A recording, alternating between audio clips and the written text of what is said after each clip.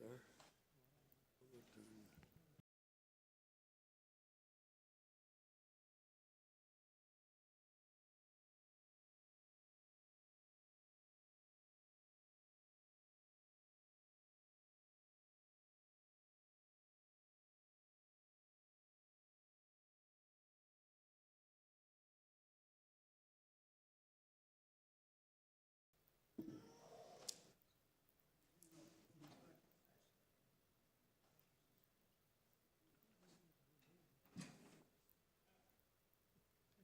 Y'all ready?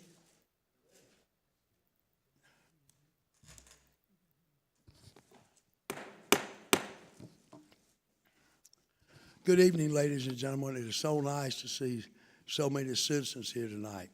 And we say time and time again, good government depends on the citizens being involved, and it does our heart good to see all of you out here. We have special guests tonight I'll recognize in a moment. We thank you all for coming out here. I'd like to call this meeting of the Horn Lake Board of Aldermen to order and ask Alderman Johnson for our invocation, please. Let us bow. Heavenly Father, we come this evening to say thank you. Lord God, thank you for allowing us all to assemble here on tonight. Lord, I ask that you just bless each family that's represented here. Lord God, give us strength, give us courage for the things that we may be going through. Lord, we are filled to the brim with youth on tonight, Lord. Bless each youth that's here. Lord God, thank you for allowing them to want to work for their city and to be in the good examples for those around them. Lord God, I ask a special prayer for the Robinson family in their time of loss. Give them strength, Lord God. Give them peace, Lord. Give them comfort. Bless each household that's represented. Thank you all for being here on tonight, Lord Jesus. And Lord, we just give you honor, glory, and praise. These things I pray in Jesus' name. Amen. Amen. Thank you, Alderman. Would you please stand for the Pledge of Allegiance led by Alderman David Young?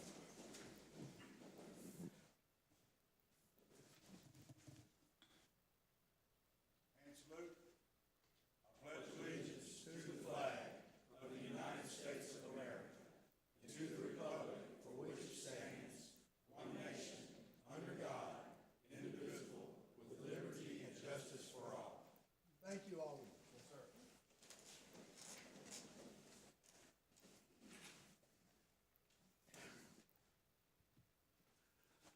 Y'all forgive me for having take a little time to get up. I went down for the proclamation for Cuddles the Rescue Dog, and don't be on the cell phone and be walking.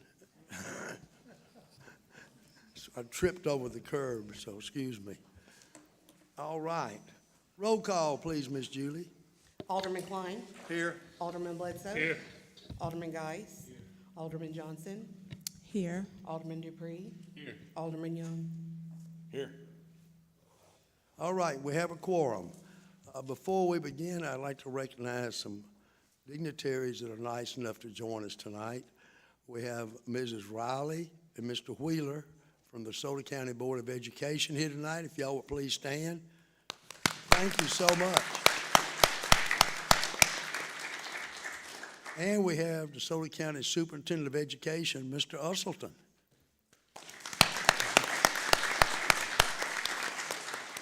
Thank you for all you do for the youth of our community, and thank you for the nice paving job down at the middle school. We certainly appreciate that.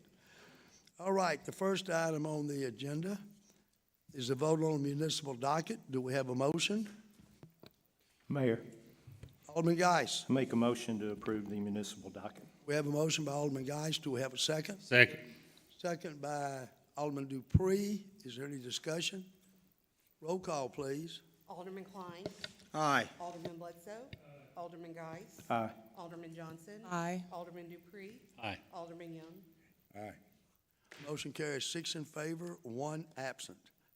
The next item on your agenda is the consent agenda. Do we have a motion? Mayor, Alderman Geis. I make a motion to approve the consent agenda items A through K with the exception of G. I'd like to move that to executive session. All right, item G.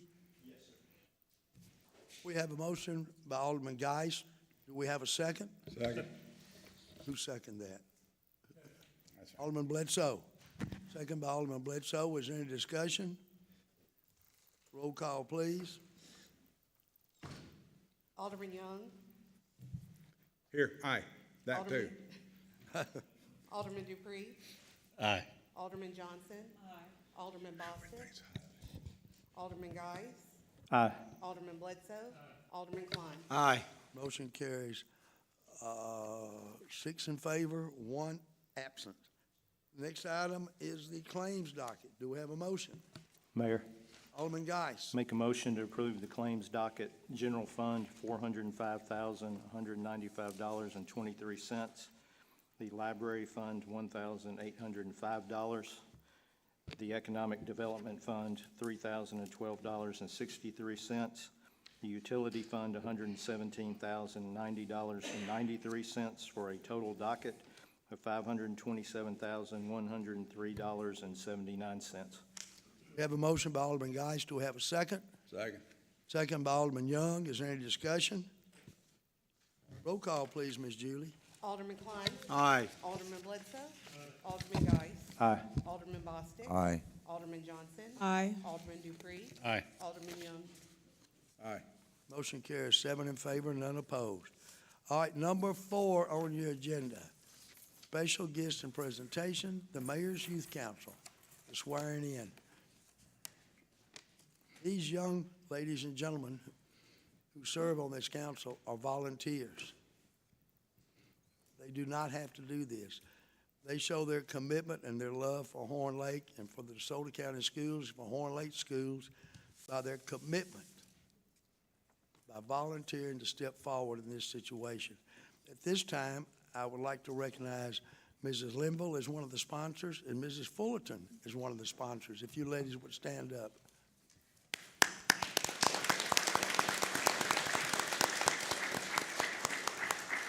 These ladies put in a lot of time to make this not only an informative year for these students, but also an enjoyable year for these students. At this time, I'd like for the Mayor's Youth Council to please come up to the dais, and I will give you your oath of office.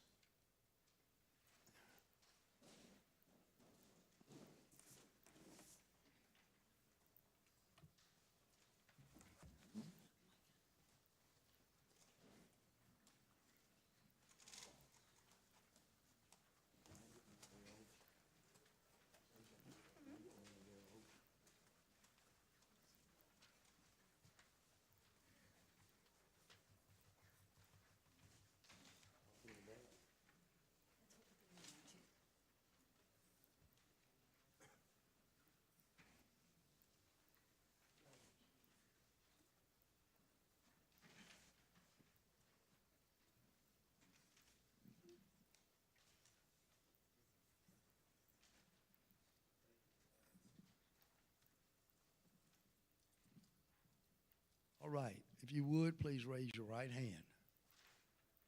And repeat after me, please. I, and state your name. Do solemnly swear that I will faithfully support. The Constitution of the United States. And the Constitution of the State of Mississippi. And obey the laws thereof. That I am not disqualified. From holding a position. On the 2024-2025 Horn Lake Mayor's Youth Council.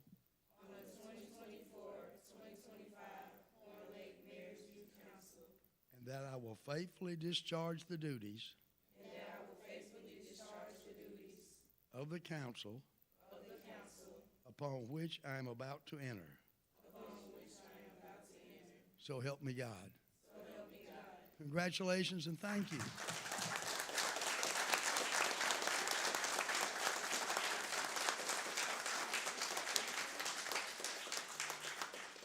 Are y'all some more of the Horn Lake faculty down here?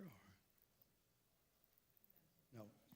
Parents, well, I'm glad you're here. Parents, thank all of y'all because you will be making an extra effort this one. All right. we will be seated then.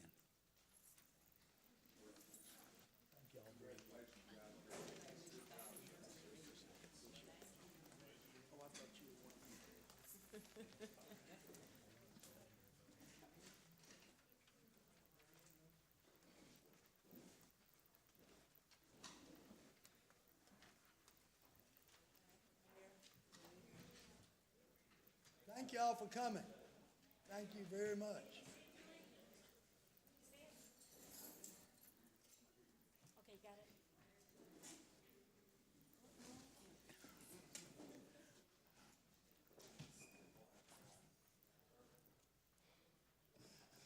All right, letter B, the First Regional Library.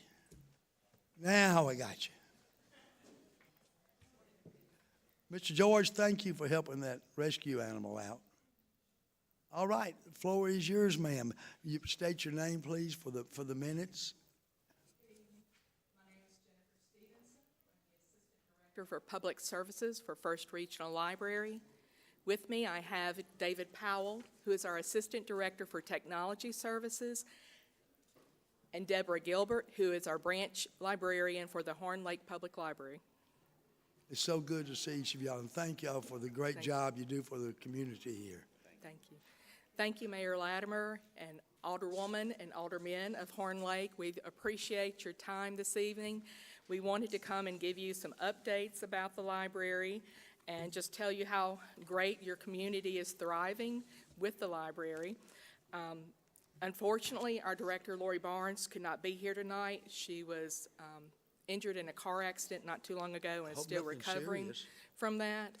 It was serious, but she is recovering, and she's still getting treatment. So she should be back to full speed hopefully soon.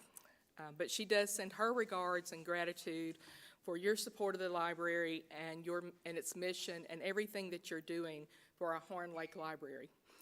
We thank you so much for your ongoing support and partnership, because there are so many things that we do partner with the city in presenting programs and supporting the constituents of Horn Lake. I'm happy to report the M.R. Dye Public Library in Horn Lake is operating smoothly and excellently, serving your constituents. We've had a great year at the Horn Lake Public Library. We had a wonderful summer reading program with literally thousands of children attending system-wide.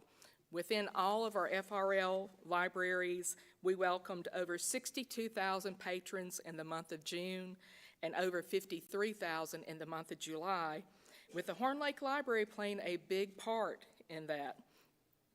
We continue to provide engaging, well-attended programs all throughout the year, not just summer reading program. And I've also brought a flyer for all of you. On the first side will be statistics about the M.R. Dye Public Library, and then on the other side is the First Regional Library statistics. On the first side here, you will see in our FY23, we had over 53,000 patron visits in 1 year. With that's about a 17% increase from the previous year. So not only is your community growing, our patronage and our circulation numbers and things are growing as well. We had over 43,000 items borrowed just from Horn Lake Public Library.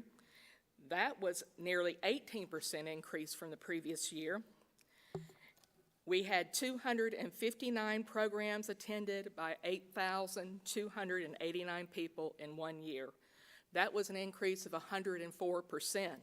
So yes, we doubled the number of programs we had from the previous year, and a 79% increase in the number of people coming to those programs.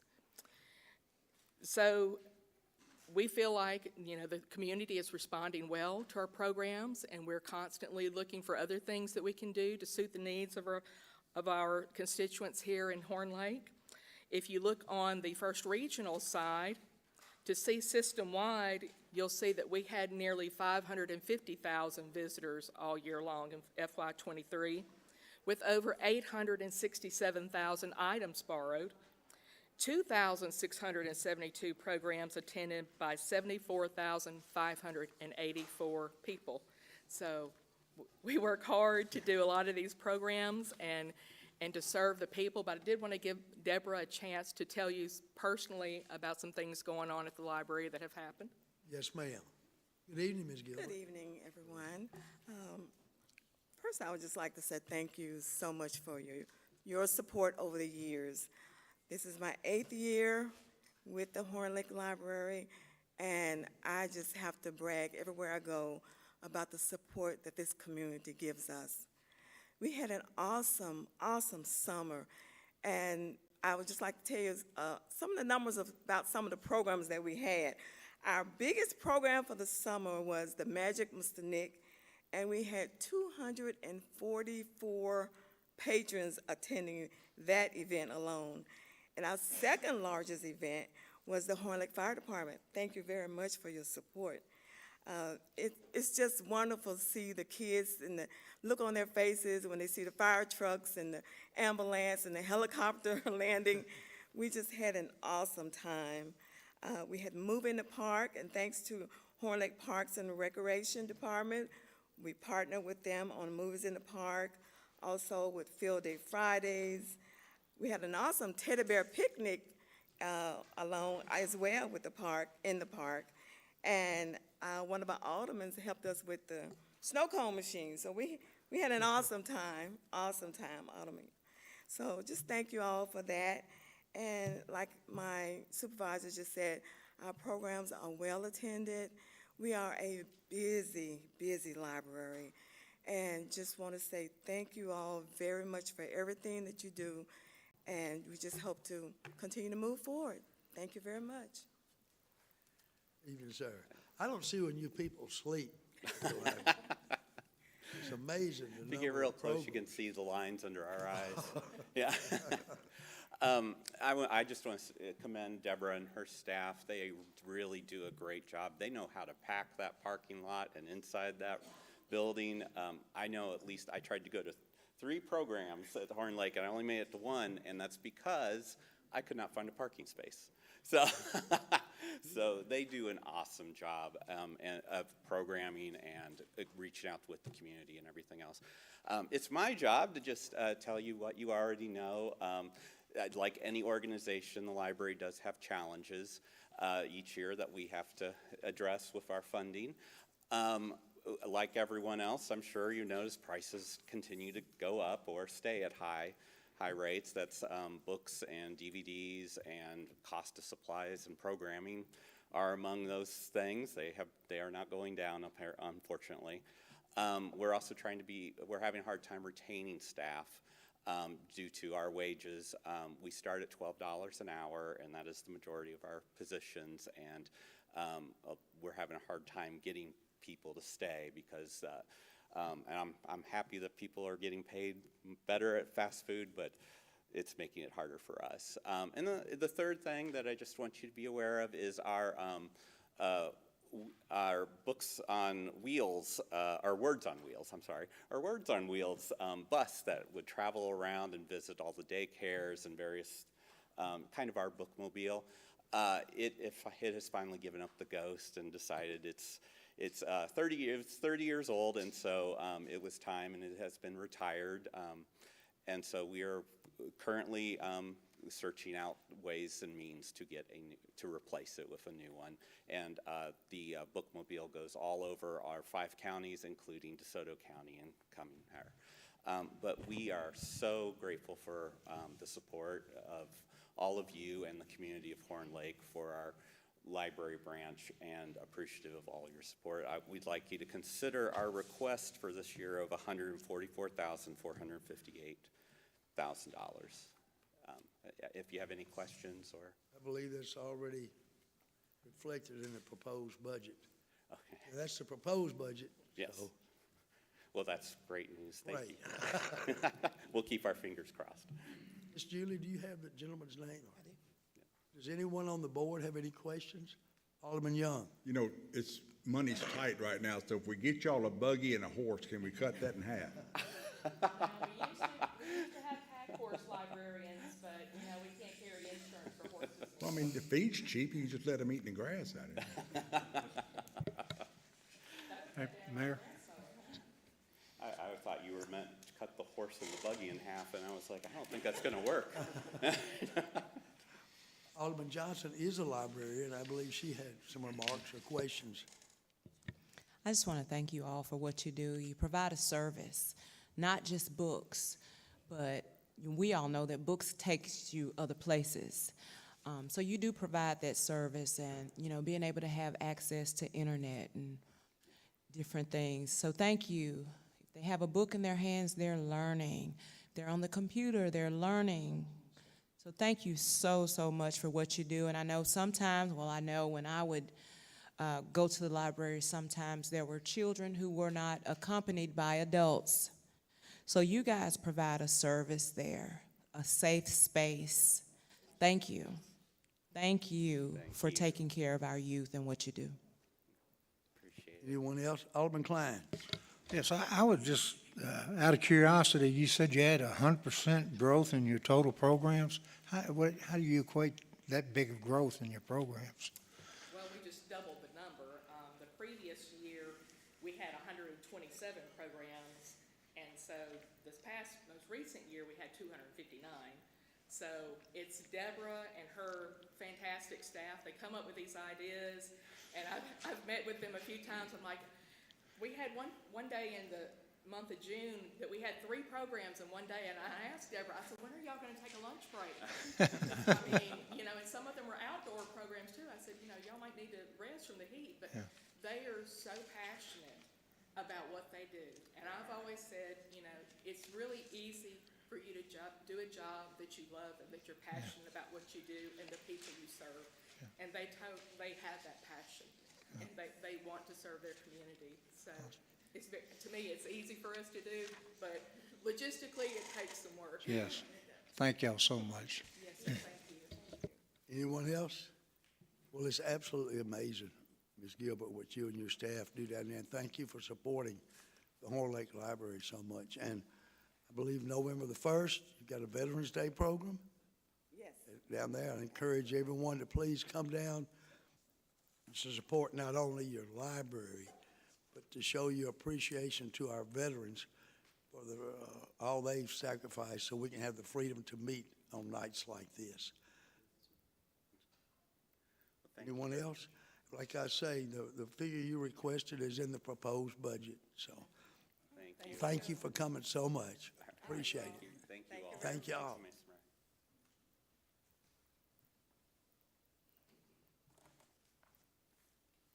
Mayor. All right. Number 5, planning. All right, Mr. Andrew, this is all yours. Thank you. So the first one tonight is case number 2024-092. And this is a plat revision of Shady Grove subdivision at address 4625 DeSoto Road. And we got tracts A, B, and C. And so we got an aerial view right there. This is all, this is coming to us from a plat that was recorded previously in 1994. And so the applicant is just wishing to move these inner property lines in a manner that's going to be more practical for the property owners right now. And it'll also bring the properties somewhat closer to conformity with city ordinances. Can scroll down a little bit.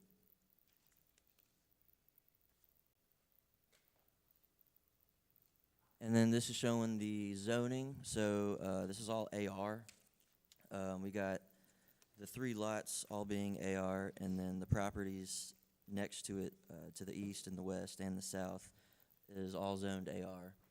So just to go a little bit into the background about this, this might be kind of confusing at first, but the parcel at 4625 DeSoto Road was subdivided in 1994 to accommodate for the 3 houses on that big lot, and then all those houses kept the same address number of 4625, but each of those houses, since they needed their own mailing address, they just labeled them A, B, and C, so 4625, A, B, and C.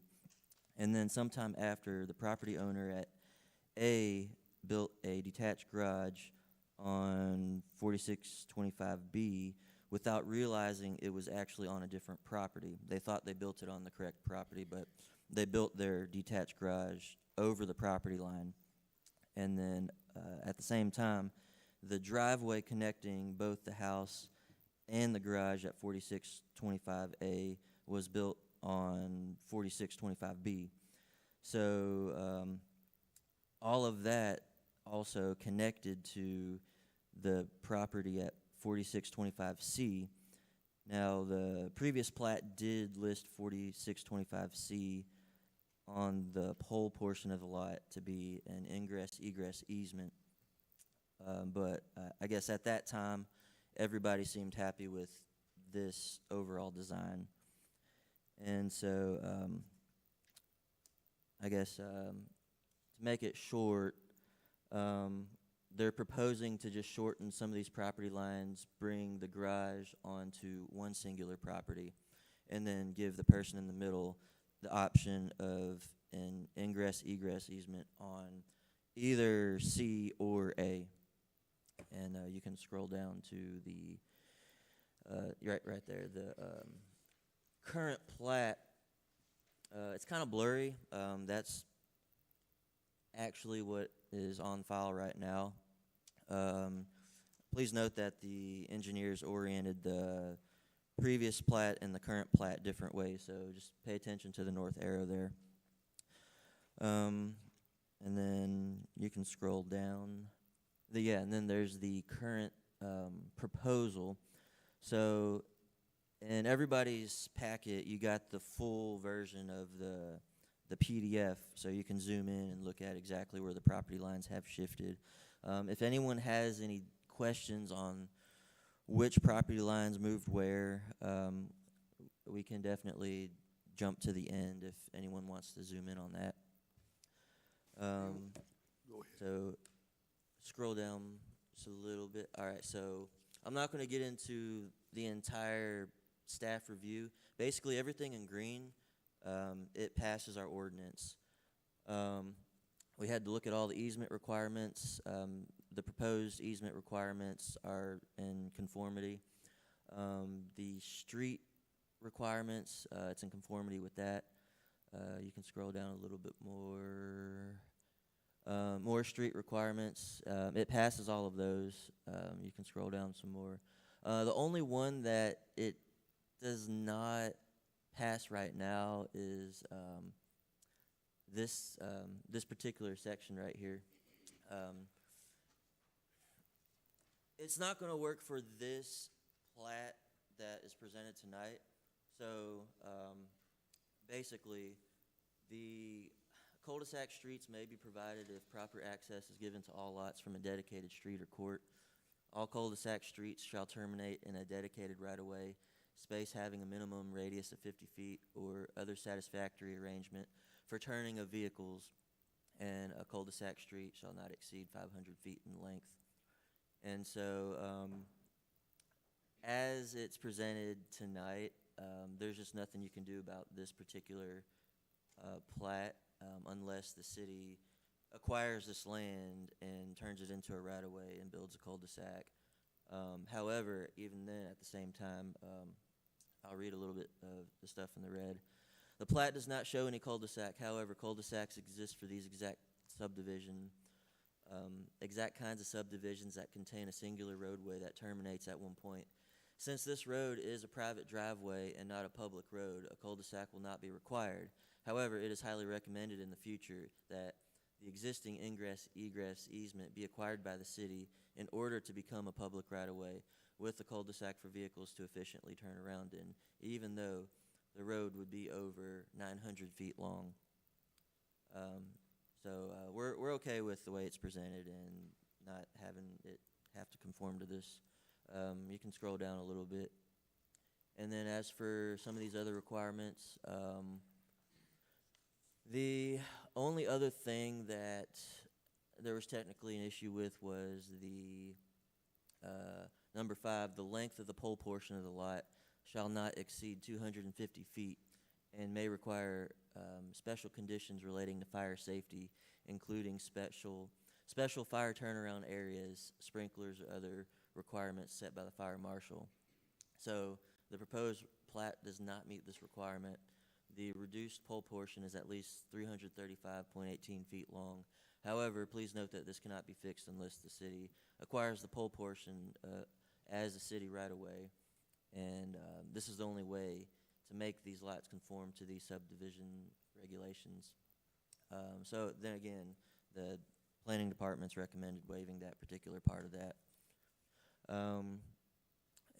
Those are the minutes there. You can scroll down towards the end. So our conclusion is that the proposed plat is the best attempt by private parties to solve current issues with the current subdivision design, while the most logical solution would be for the city of Horn Lake to acquire the pole portion of the lot to convert it into a public right-of-way with a cul-de-sac at the end.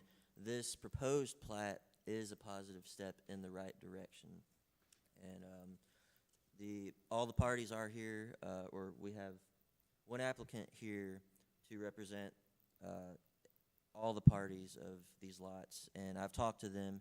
Everybody agrees that this is the best solution for everybody's ingress and egress from the properties, and putting the shop and the driveway on one property rather than two. And that concludes the presentation. Does anyone have any questions or comments for Mr. Andrew Alban Young? Two questions. One, what basis does 20-foot wide and 20-foot long? How did you come up with that decision? Was that just flip of a coin, or was that somewhere? Which part are you referring to? You said you determined that the 20-foot driveway meant it needs to be 20-foot long, not 20-foot wide. What made you make that decision? Well, I mean, typically this is what we do for every case. The planning department does have the authority to interpret things if they're ambiguous. So when it comes to things that are undefined or unclear, that's what we do. We have to make those decisions. So a 4-foot wide driveway would be okay? No, that is not correct. So a 10-foot driveway would be okay? No, I don't see what you're getting at here. This way versus this way. If you have a 4-foot wide driveway, that would be okay? We just follow the regulations. I'm asking how you determined that 20-foot one way is better than 20-foot the other way. You don't have an answer for that. I'm asking, how did you determine? That's just the way the ordinance reads. No, the ordinance reads, it says 20-foot. It says you made the determination that it was 20-foot long, not 20-foot wide. Read your report. I mean, we thought about it, and sometimes when they're ambiguous in the ordinance, we have to think about, well, what was the intent of this? So I mean, thinking about, let's just say, a typical length requirement would be 20 feet for parking spaces. Well, they come up with 20 feet for parking spaces because typically cars can fit perfectly within 20 feet. So I mean, common sense says, well, it would make sense that they wrote 20 feet to be able to fit a car in a driveway. That's all you had to say to start with. I'm just looking at if a fire truck has to get down through there, how long's the driveway? How wide is it? I mean, typically fire trucks don't park in driveways. How wide is this driveway? It's wide enough as it has to be. I mean, it follows the ordinance on that, so. These three separate property owners? Yes. And all three of them agree with this? Yes.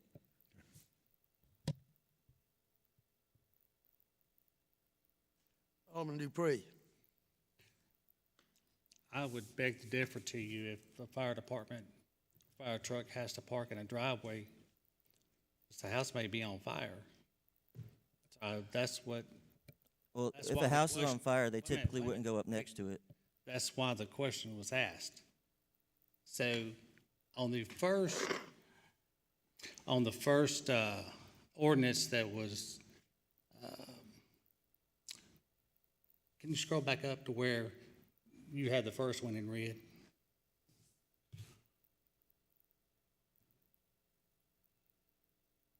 So what is your determination of how to fix that? That'll be a very long-term solution. The city, maybe a decade from now, whenever it has the funding and the services available, turn it into a public right-of-way. There is a possibility for it to continue through the property and connect to another dead-end street, a few lots behind that house. So that's one option, is connect the street all the way through to another dead end, or you could do a cul-de-sac.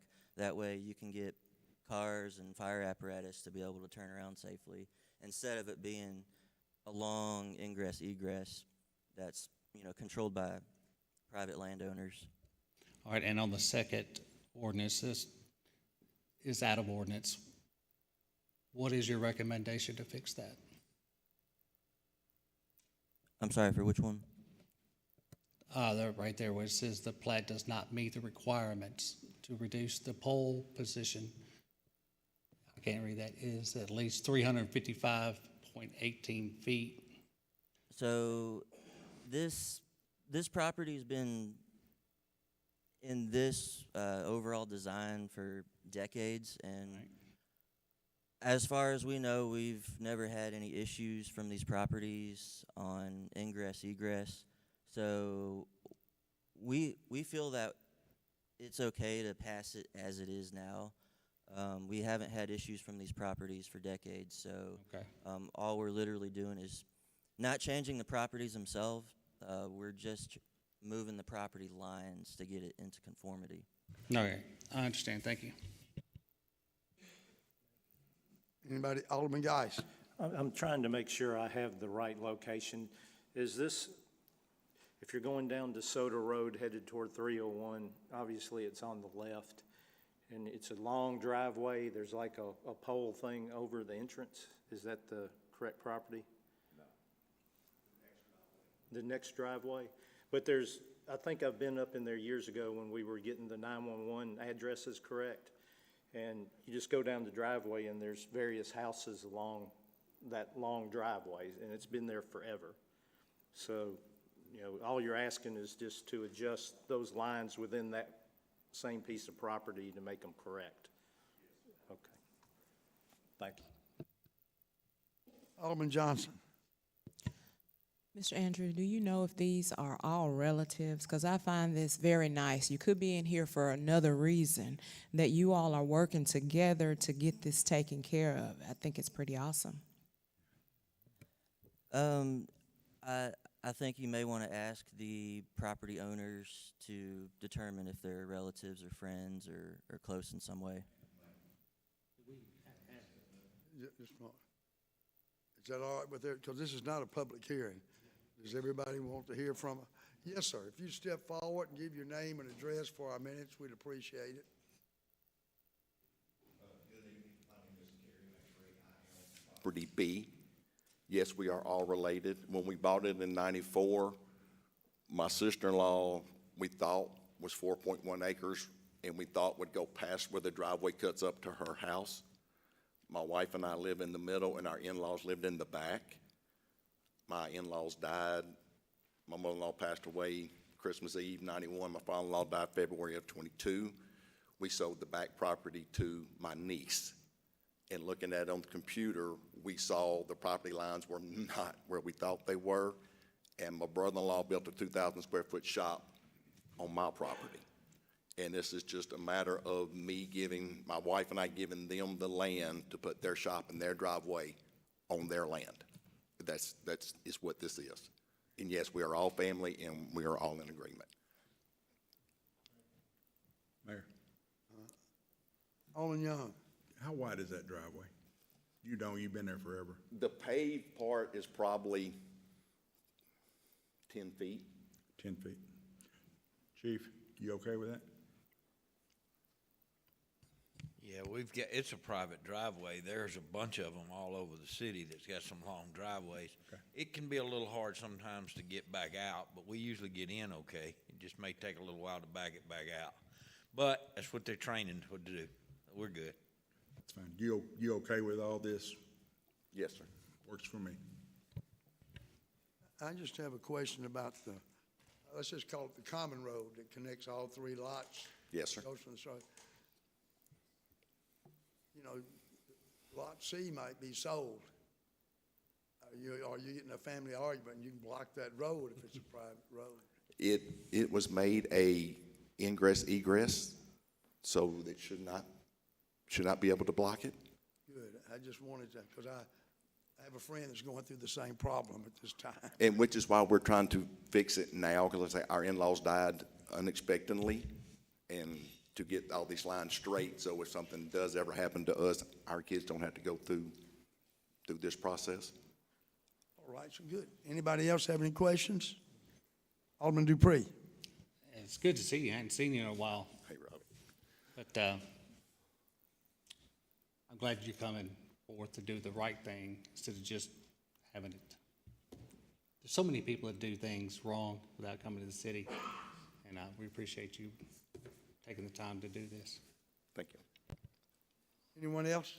Mayor, Alderman Geis. I'd like to go on and make a motion to approve case number 2024-092, plat revision for 4625 DeSoto Road, tracks A, B, and C, Jones, Davis, and Associates in Ward 1. We have a motion by Alderman Geis. We have a second by Alderman Bledsoe. Is there any discussion? Roll call, please, Miss Julie. Alderman Klein. Aye. Alderman Bledsoe. Aye. Alderman Geis. Aye. Alderman Bostic. Aye. Alderman Johnson. Aye. Alderman Dupree. Aye. Alderman Young. Aye. Motion carries 7 in favor, none opposed. Thank you, sir. Thank you y'all for very taking much. time to come down. Thank y'all. Hey, Kerry. Enjoy them grandsons. Brenda keeps me up to Oh, date yes, on they're that. keeping me busy. There you go, man. Congratulations. Thank you. All right.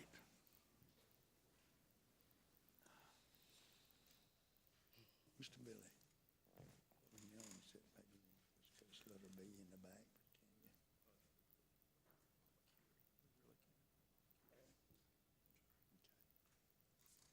you? All right, letter B is a public hearing, which I now declare open. All right, Mr. Andrew. All right, case number 2024-101 is a text amendment to the zoning ordinance for medical cannabis dispensaries. This one's really straightforward, and the Board of Aldermen previously had a request to reconsider text regulating medical cannabis dispensaries as found in the Horn Lake Code of Ordinances, Appendix A, Article 5, T2E2. This case presents the proposed text to replace the old text. And so up there in the next sections, presenting the text, only item 2 will be altered, which is underlined and highlighted in red. So we have all dispensaries shall maintain security, including but not limited to, number 1, monitored after-hours electronic devices to indicate an intruder, i.e. burglar alarm. Number 2, physically present, insured, and bonded armed security during operational hours. Number 3, video surveillance showing all areas of the dispensary, interior and exterior, but excluding bathrooms. So the only thing being proposed to change is letter 2, which then says, or number 2, which then says a physically present, insured, and bonded armed security guard possessing a security guard permit issued by the state during operational hours, or a physically present armed employee of the dispensary possessing a concealed carry firearm permit issued by the state during operational hours. The dispensary shall maintain a current list of the names of its armed employees and provide such list and any changes thereto to the city police department. And so that's all that is being proposed to change. And that's the presentation. Is the applicant present? Mr. Mayor, that was us. That was us. We So are it's- present. I'm used to the guy from the shop being down here every time. All right, anybody on the board have any questions or comments on this? Hold on just a second, Mayor. I'm looking for something. Hold on if you can. All right.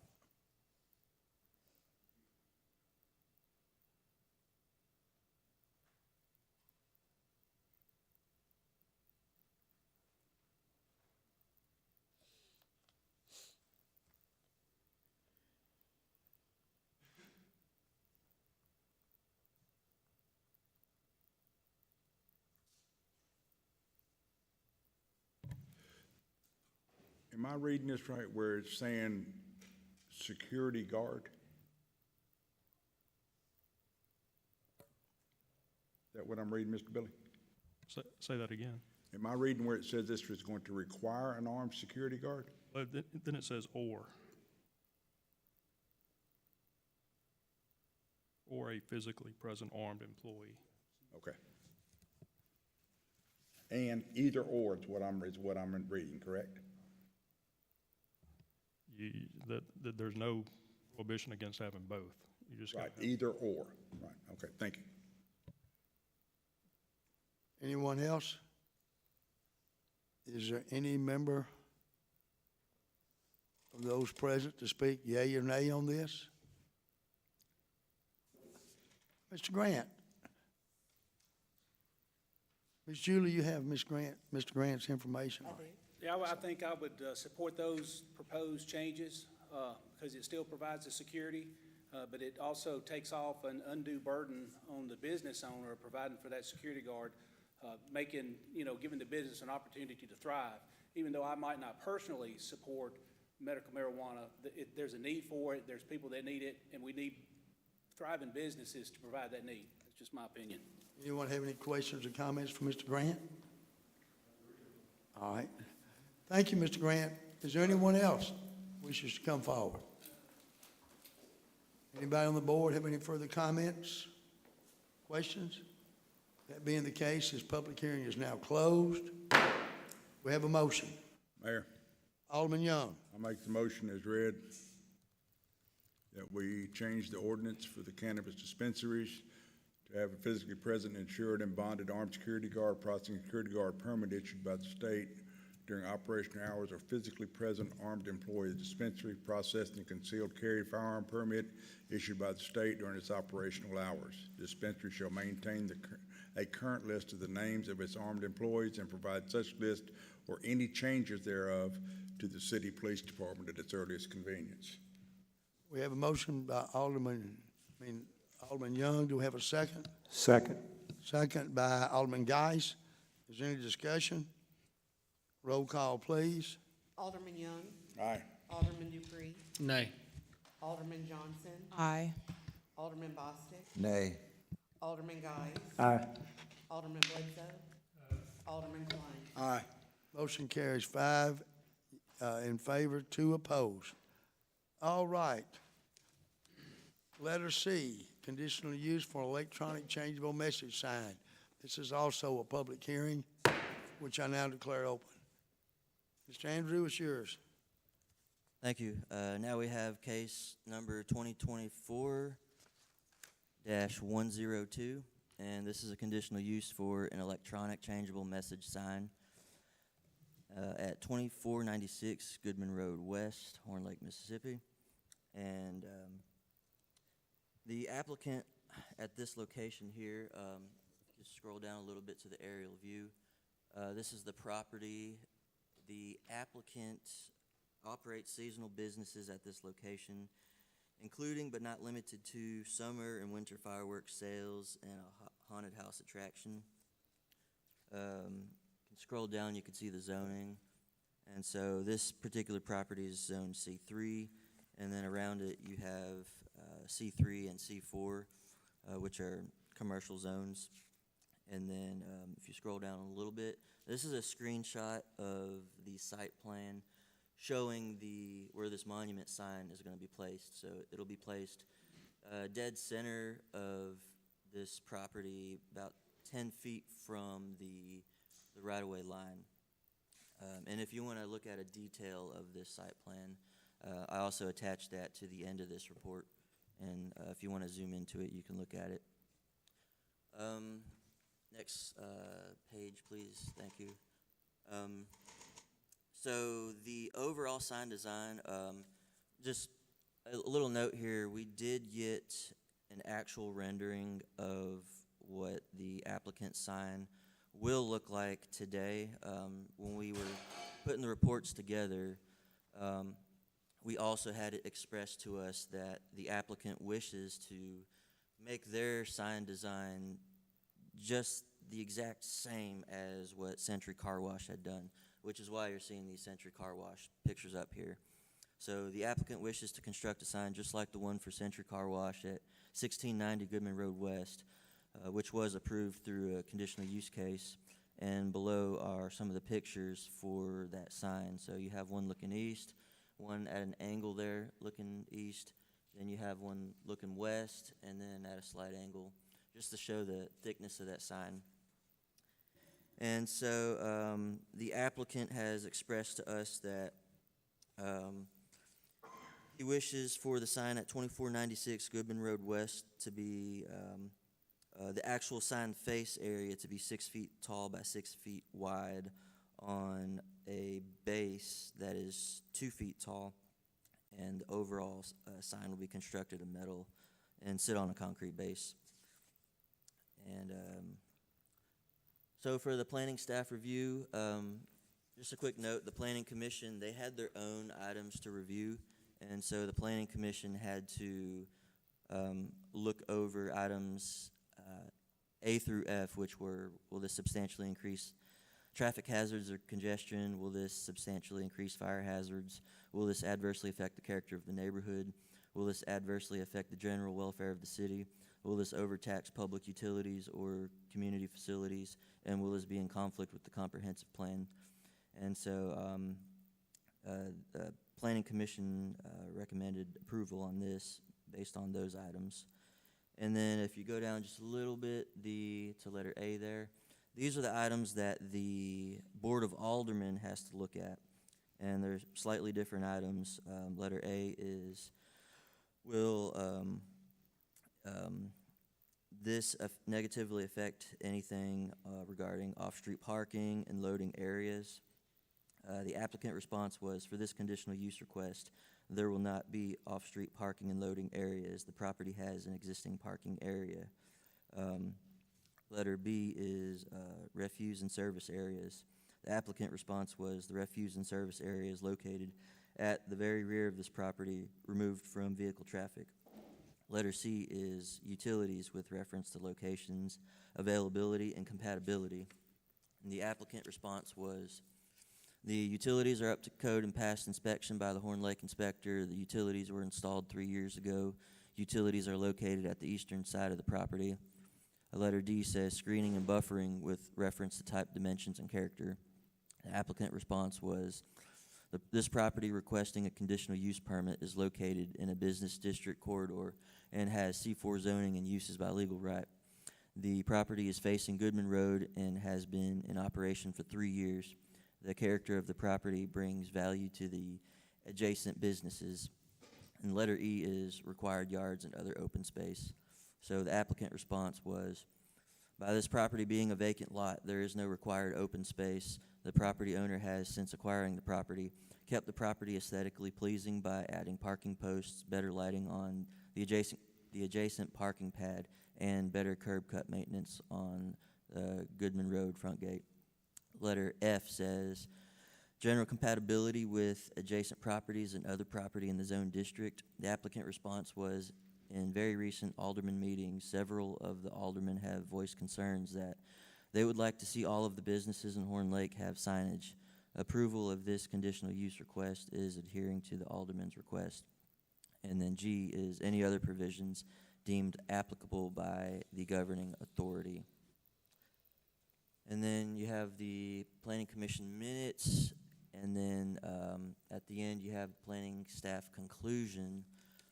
Based on what we had reviewed and looked at, the planning staff does not see a reason to deny the request based on the items that the Planning Commission and the Board of Aldermen need to investigate, as stated in the city ordinances. There are already various electronic changeable message sign regulations in place through current city ordinances which ensure that these types of signs do not produce negative externalities, and the proposed sign will already have to follow those regulations, and that the applicant will still be required to apply for a sign permit and go through the regular sign permit review to ensure all design elements, dimensions, and setbacks are followed. And that concludes the presentation.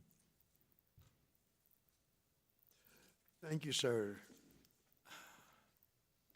Does anyone on the board have any questions? Oh, and if for Andrew? anybody, sorry, if anybody does want to see the actual rendering from the sign company, we do have that on the very next.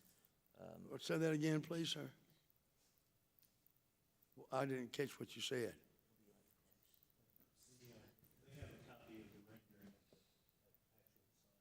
Oh, okay, thank you. Thank you, Alderman, very much. Since the planning commissioner didn't respond, I mean, the planning director. Mayor. I don't think he too heard each other. Okay. Alderman Dupree. What was the vote count in the planning department?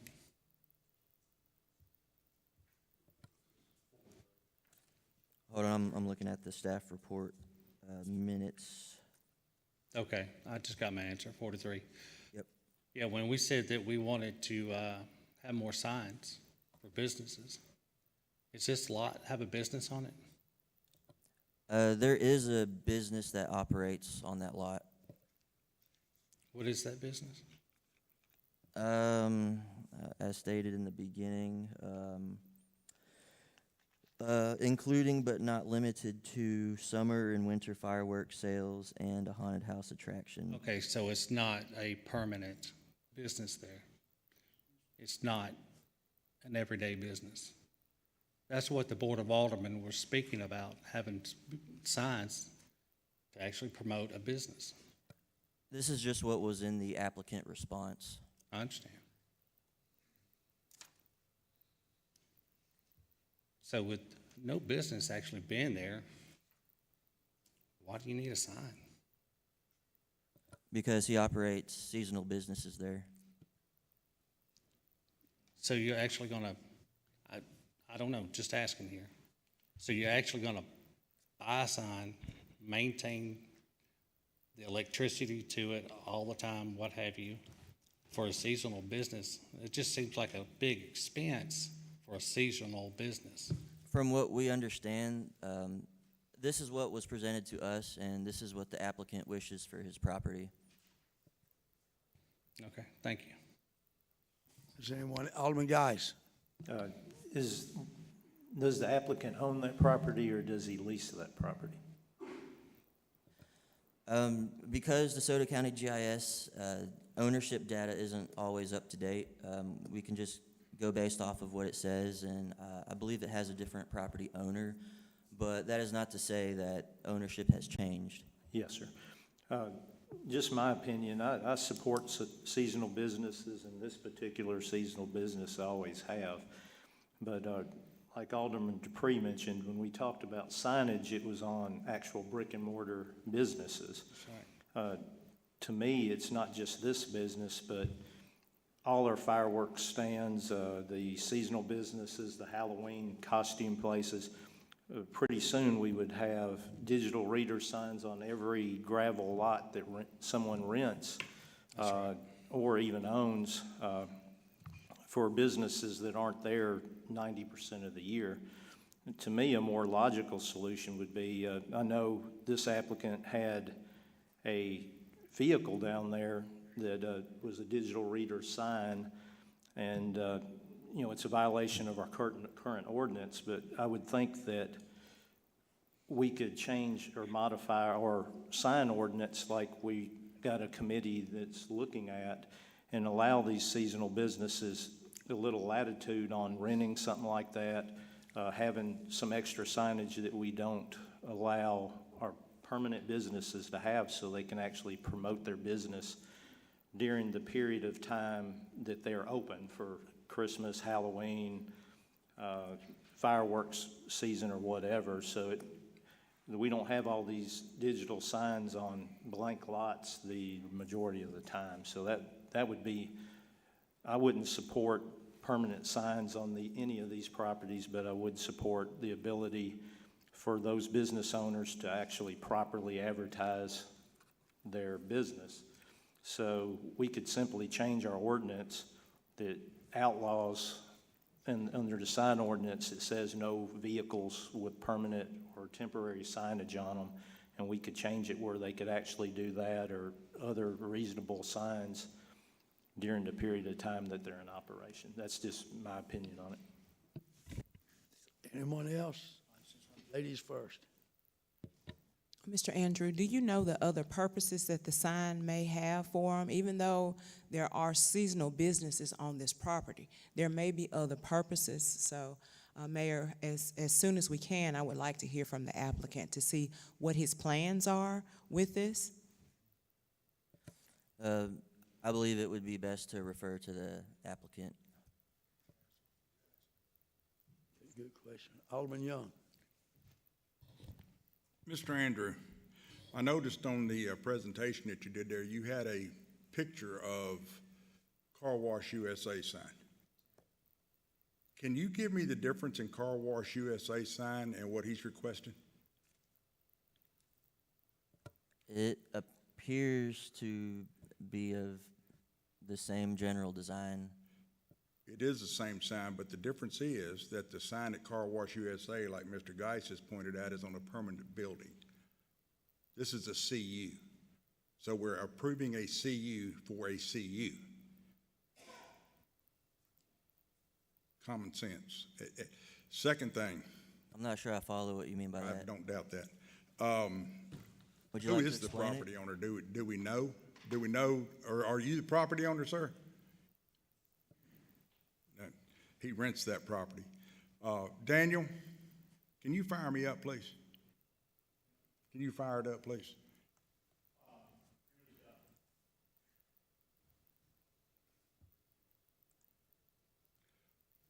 Yeah. Video one, please.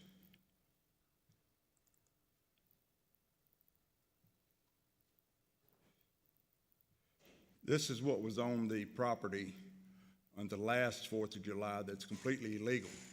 As you notice, it is blinking and flashing and carrying on and a distraction to drivers.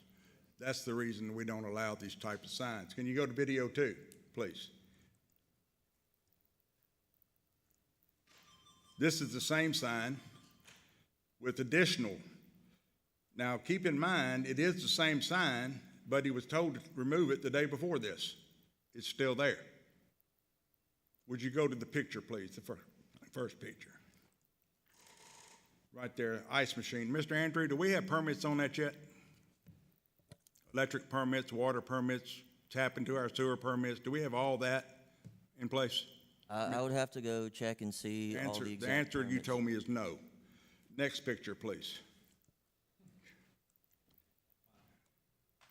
Next one over, please.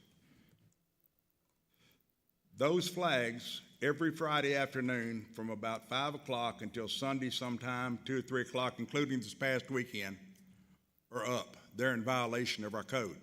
Has your code department been told about those flags and how many times? Code enforcement is informed of But yet they're still there. So apparently it's just total disrespect. And a matter of fact, I went by there this afternoon on the way down here, and the grass in front of that building is about knee high.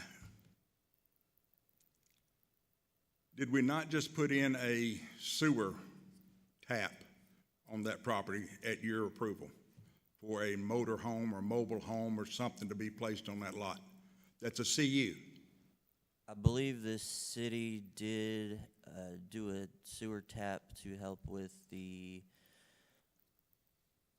whatever the applicant puts up for the seasonal fireworks sales, such as RV or trailer. Did you approve it? like that. Did your planning department approve that? We looked at all the regulations and made sure to check with Public Works. We looked through planning regulations, Public Works regulations. We made sure the applicant got a permit for it. We made sure that he paid for it. So it came through the planning process. And I will say one thing about this sign, though.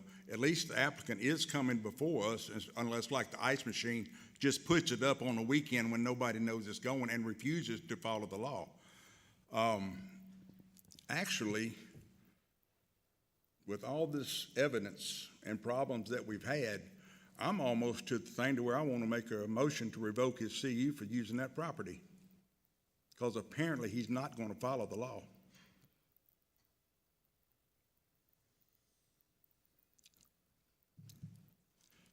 Mayor, Sir, I want to make a motion that we're still in the public hearing. we're still in public. Let me know when we come out of that, because I certainly want to make that motion. There's so much going on here at this property right now. I wouldn't, it's not a benefit to the citizens of the city of Horn Lake. Anyone else have any questions?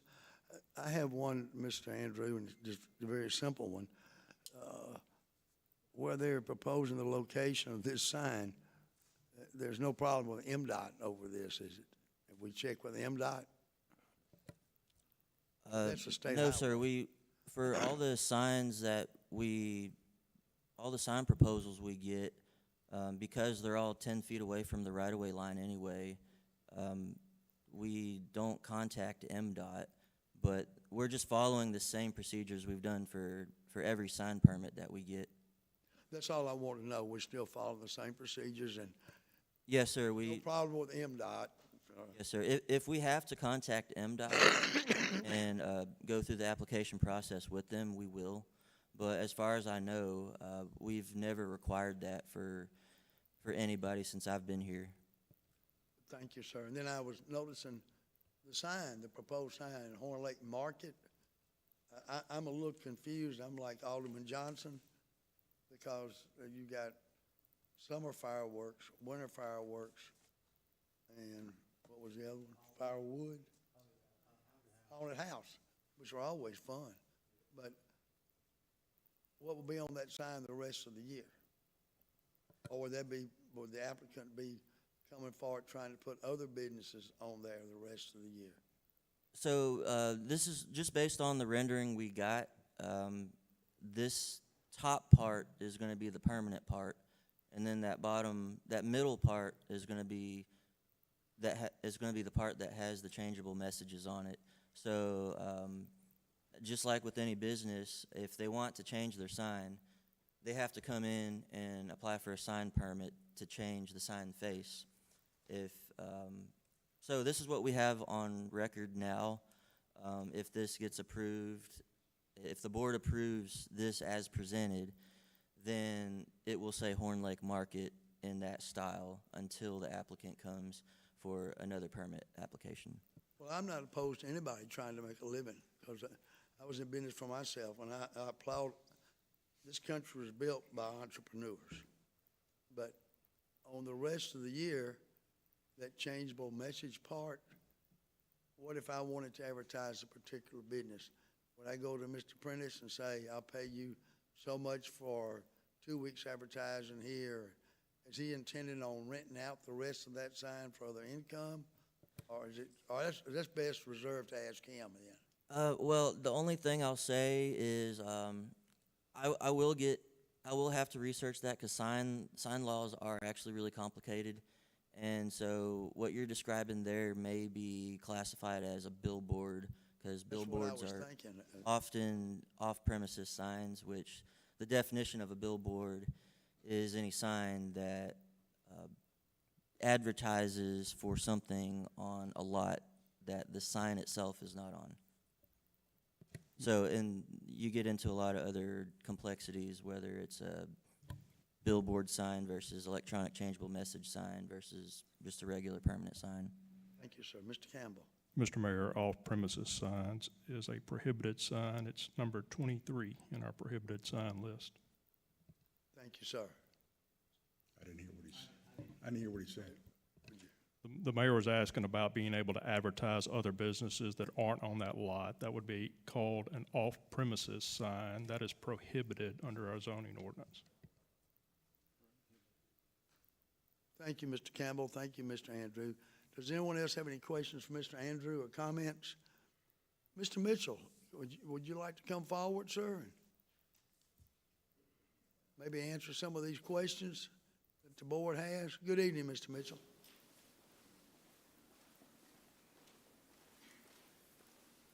Good Yes, sir. evening, Mayor. The floor is yours, Mr. Mitchell. Okay, do you have, who has a question? If it's a legal question about my application, first and foremost, because that's why I'm here. All right, yes, sir. Any legal questions about my application? You say any illegal? Any No, questions legal? about, any questions about my application that I submitted properly to the planning department? Anything about my application? Any questions? Anybody have any questions? No, sir, I guess not. Well, it's unfortunate. Thought that was the purpose of this meeting. I've seen a slideshow of an ice machine, flags, people riding down Goodman Road, stopping, taking videos. I don't want to get off track, but let me just make a couple of points that were brought up. I've owned that property for 1.5 years, okay?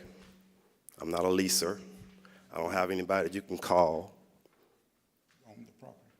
I don't have anyone that you can call to scare me off, okay?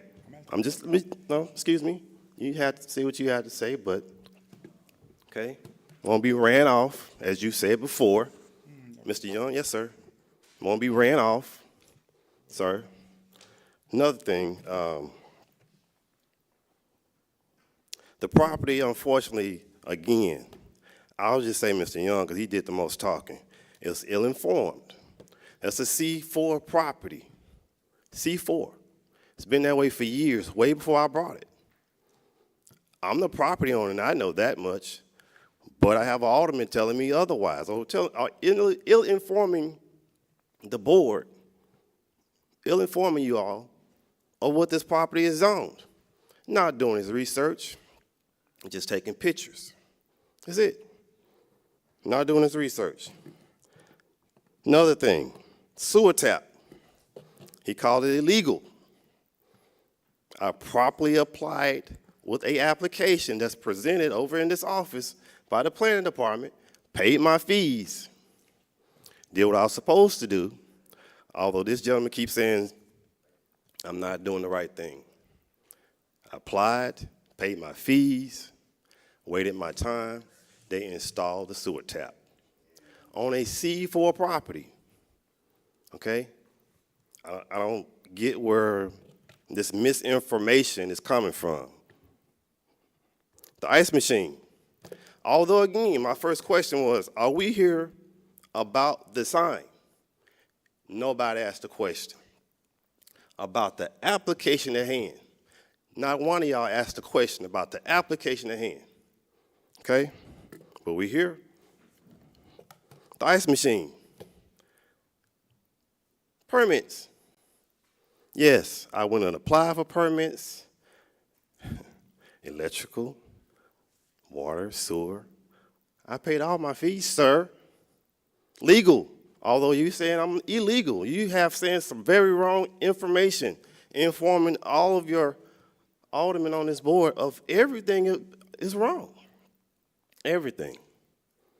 You want to talk about this truck that's, as you say, the sign was moving? If you were knowledgeable about, and I mean this in a respectful way, sir, I really do. But if you were knowledgeable about these types of signs, when you use your cell phone to take a picture or video, it automatically moves.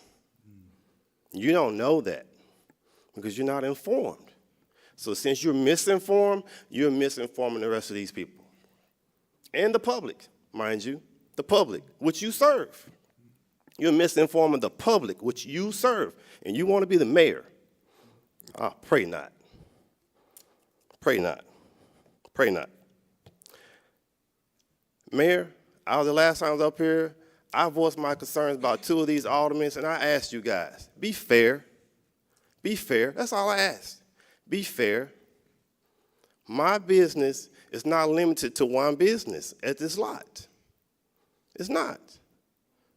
It's called seasonal. A couple people say seasonal. That's right. So whatever the season can propose, I'm allowed to do it if I have a permit on file.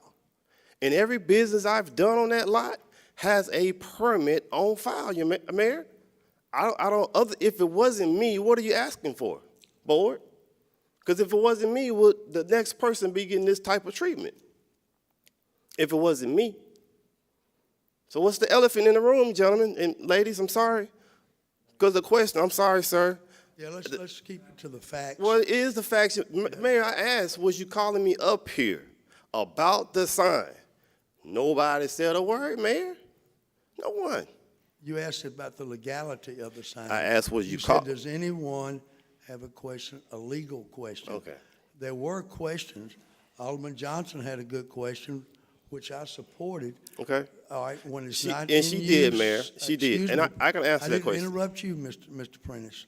When it's not in use for fireworks sale or for the haunted house, are you gonna be renting it out to advertise?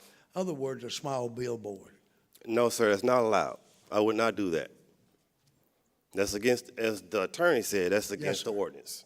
That's what Alderman Johnson's question was, and mine also, supporting Alderman Johnson there. What will you have on that signboard then the rest of the time when you're not operating those businesses there?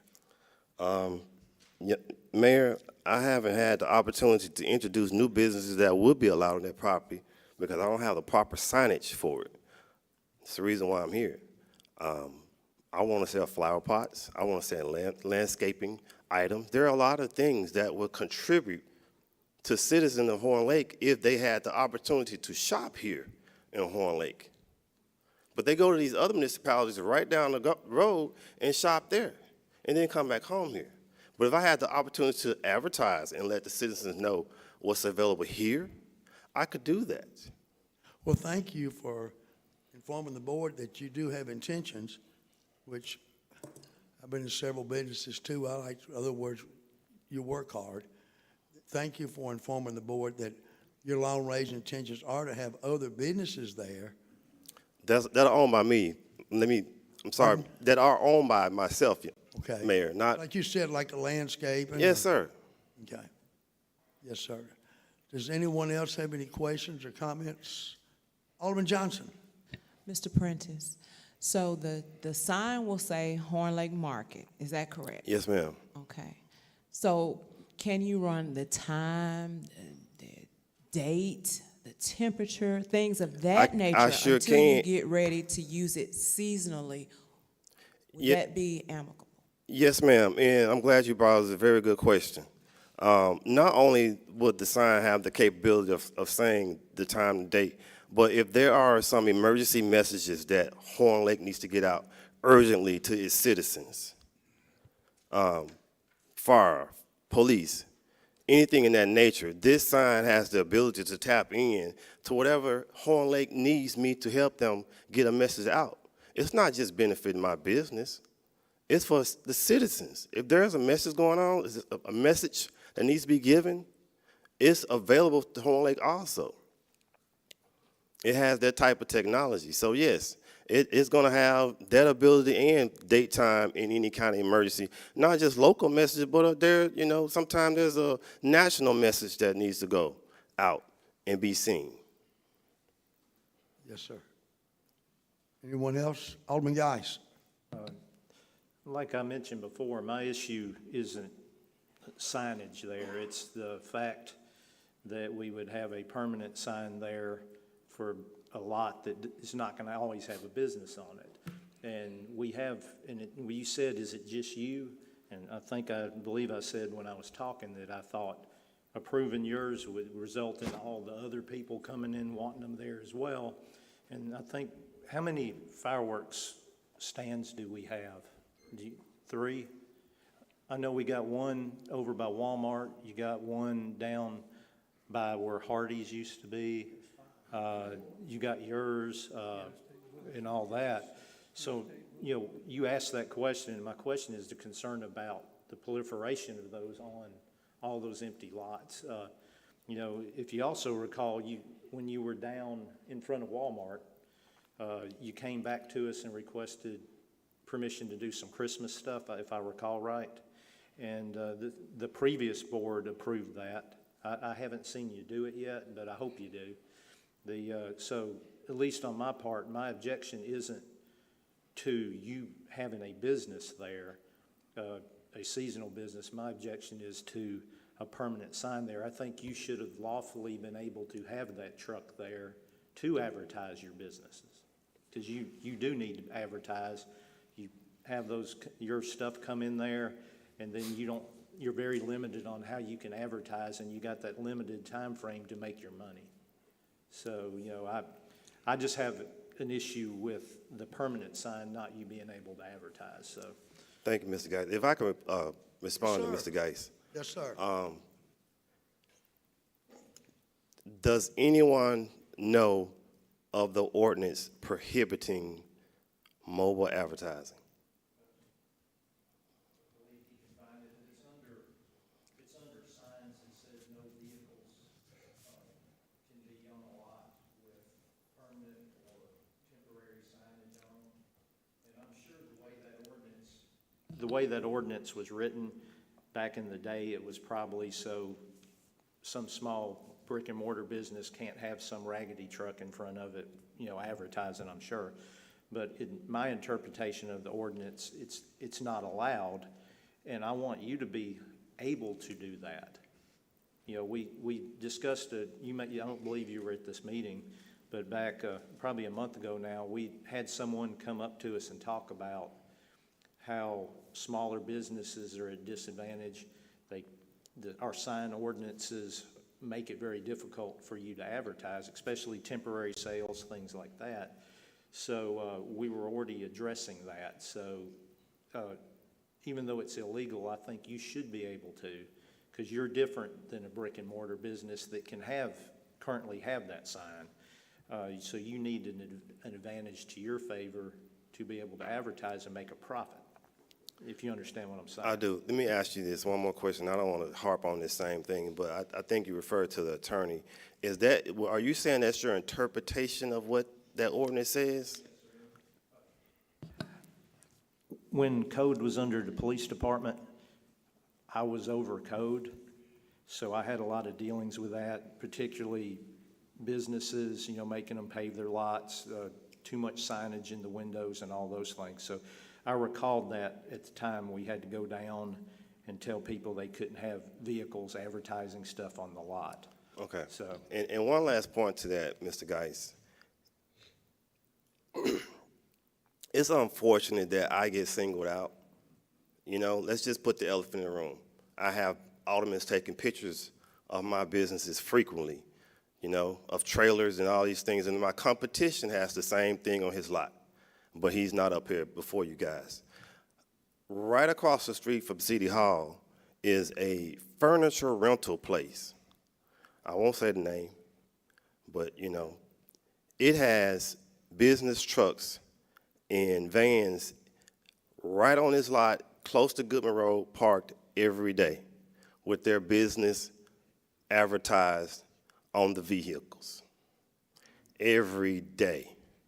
But I'm a seasonal business, and I'm getting, if you can see the comparison, something's not right. yeah. Yes, sir. I understand what you're saying, and that's something I checked on as well. The way, if I'm interpreting the ordinance right, of course, I'm not an attorney. You know, my background is law enforcement. I'm not an attorney. But there is an exception in there for company trucks with a logo on them. So say you had a van that had Horn Lake Market on it, just painted on it or had a wrap on it or whatever. My understanding, if it was parked there for company use, like you were leaving, going back and forth, that's lawful. Okay. So Mr. Geis, am I understanding you that I need to go out and buy the company truck and have it wrapped, and then I can leave it in my lot, and then I won't have any problems?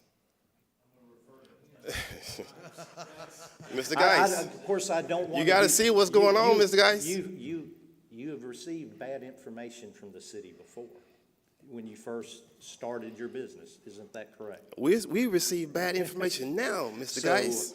A lot of it, Mr. Geis. I'm referring to city officials. So, and the mayor had to fix one of them one time. So I would like to hear from the city attorney who can this up. Sure. Yeah, what Alderman Geis referred to the common logo exception, and that is an exception in the zoning ordinance for vehicle signs.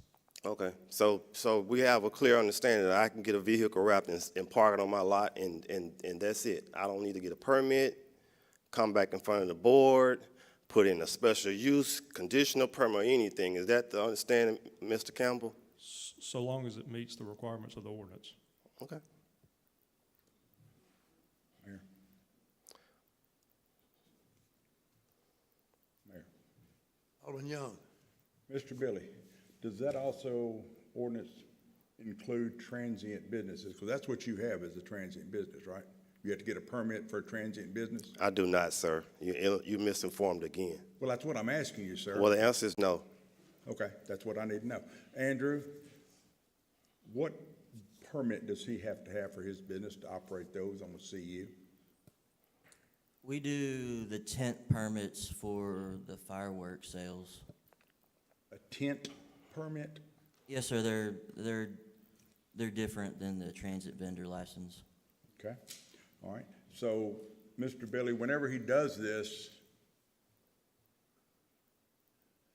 I'm trying to make sure that I'm as fair to you as I possibly can be, as well as other businesses, because that's very important. I know you don't believe that, but it is. This vehicle, what would it have on it? Do you have any idea? Can you give us any idea what you put on it?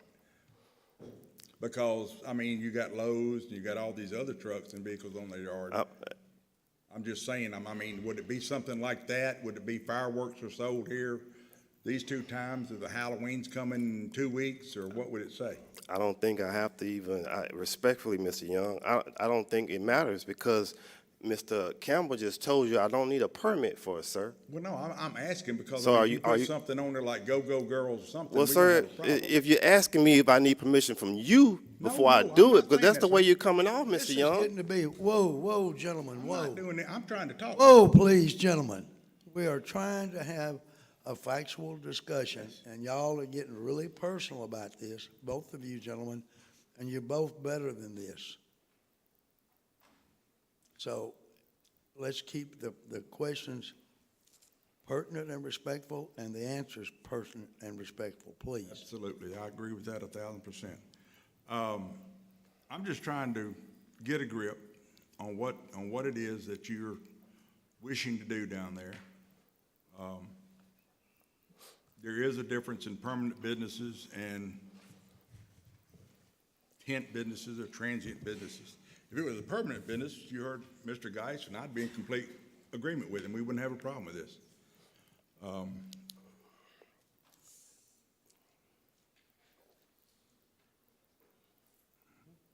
I just don't see it. But thank you. Can I respond, Mr. Mayor? Just a moment, thank you. I didn't hear you, Mr. I said, Prince. can I respond to Mr. Young, Yes, Mr. sir, Mayor? yes, sir. I think I said it, but let me say it again. If I had this sign approved by this board, I would be able to bring more businesses to the lot that I own. So me having this sign would bring more business. It wouldn't be a happenstance once every 3 or 4 months I'm on my property utilizing it. If I had the opportunity to advertise, which is why I'm here, to get this sign approved, I could bring more businesses to this lot, which is a C4 lot. It's retail. I'm not gonna have a go-go, I would appreciate you guys approving. I'm trying to thrive here. I've been very respectful. Unfortunately, there's some misinformation about my permits. I have done everything I'm supposed to do. I have every permit for everything I've had down there, period. I don't understand the miscommunication. And respectfully, if maybe there needs to be a reset button because the attacks I've been getting, unfortunately, are unwarranted. They really are. And as Mr. Geis said, he's known me from my half-hour business 3 years ago at a different lot. I'm no stranger to you guys, okay? I've had not one citation, not one, at either location, not one. I have a business that's unique, and it's different. And some people are just afraid of being different. And that's what's at stake right now. It's something that's unique and different. It's a big blue box. We want to know what it is before we say yes. Mr. Mayor. I think Alderman Geis had a question first, I please. I don't know if it's necessarily for you, one of you two. And we know on the fireworks, he has to come, he gets a conditional use. He's able to do that during the lawful times of the year. Say the haunted house or him wanting to do the summer stuff for gardening or whatever. I assume similar to the one down the road in South You know how much Haven. stuff they got on their lot? A lot of stuff. Okay, so, if he's gonna do that temporarily, what permit would he have to do that? Which I'm fine with, I just wanna know clarification for me. I'm just trying to go through all the cabinets in my head real quick, and as the way you explain that, we don't have a permit that perfectly fits that kind of operation. Would it fall under a transient vendor where he can do it so many times a year and he has a prescribed amount of time that he can do the sales? We give transient vendor licenses to those who, say, operate out of a food truck, where, Yes. a food truck can move around. Business that is permanent but comes and goes. We typically, I'm just trying to go through everything I can think of. Food trucks, trailers that come by that set up shop. Now, something that you may have referenced, say like, I don't know, like a farmer's market type thing, or Christmas trees. at something like Christmas. that. If they want to put up a tent, then they would come get a tent permit, and then they would get fire inspections and building inspections and all that, just to make sure it's stable. But, and if he's operating a business, that business that those sales go to would require a business license. So that's really how we keep track of these, is through business licenses, transient vendor permits, and tent permits. So would he have to come down for each type for a business permit, or does he get an overall business permit to operate the various seasonal businesses under one umbrella? If it's in a different name, then he would have to apply for a new business license. But if it falls under Horn Lake Market, and under Horn Lake Market, this is his businesses, could he apply just for one business permit? Of course, he'd have to meet the requirements for fireworks regardless. I may have to check on the legality of that, but I believe he can operate under MIM LLC and then have his sign say Horn Lake Market, because, as you know, lots of So one business that businesses- changes seasonally. Well, a lot of businesses may have an official name, but then their signage may say something more palatable to someone driving by really quickly. Okay, and then on the ordinance on the vehicle, when I was reading it, it seemed like it mentioned what could be on those vehicles, like the Lowe's vehicle or whatever. I don't want you to get in anybody questioning what you're doing. I'm sorry, I clicked off and started looking for seasonal stuff here, so I don't have that vehicle ordinance pulled back up again, but Yes. Mr. Mitchell, we're really not here about a vehicle sign. He knows how to look at the ordinance and find the Yes. requirements for a vehicle sign, and I'll be glad Yes, sir. to work with him on that if necessary. Anybody? Alderman Dupree. I would like to get a definition of what is right and what is wrong when it comes to vehicles and the signage. I'm sitting here listening, and there's been several different comments made, so I would like to know. I'm not prepared to answer all of those questions, Okay. because that was not on tonight's agenda. Right. What's on tonight's agenda is this sign that's on Right. the board. Well, I'm getting back to it. It's gonna go back to it. So is the sign that he had, the big bright lights, is that against code? the one that he had The with fireworks? It was hard to tell from the video that I saw. The second one for sure, because it had some So he's out of code in one. animated, flashing symbols on it, and that is one of the prohibited signs on the list. Okay, are the feather signs? Yes. All right, that's number two. What about, we had an issue when we, as a board, came up with the fireworks, and you had to have proper notification stepped on the bags. That didn't happen. Is that correct? That's incorrect. Okay, so that's why I'm asking. So There were plenty that were unhappy with Mr. Mitchell's bag, but his bag was technically in compliance with the ordinance that was written at that time. okay, thank you. So by definition, saying being respectful, 2 of the 3 questions that I just asked, you're out of code. That's not being respectful. That's all I have to say. Anyone else? Alderman Johnson. Mr. Prentice, is there already a sign in your area where you're planning on, like the shopping center? Is there a shopping center sign or name of the shopping area? No, ma'am. No. So it could be Horn Lake Market for the whole strip. Could be a very high demand area, but not only for Horn Lake residents, for DeSoto County residents to come to Horn Lake and shop. Yes. Anyone else? Mr. Andrew. Mayor. Alderman Klein. I just, first of all, I appreciate Mr. Alderman Geis's knowledge in this field. It really helps us. But it just seems like the more we talk, the more complicated it gets, and being real gray. And that's the last thing we need to leave, somewhere down the road. We need to get this together because we want all businesses to thrive in Horn Lake, believe me.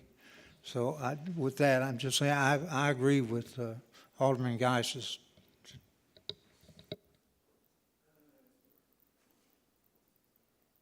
I just have a question. It's for, because I admire entrepreneurs.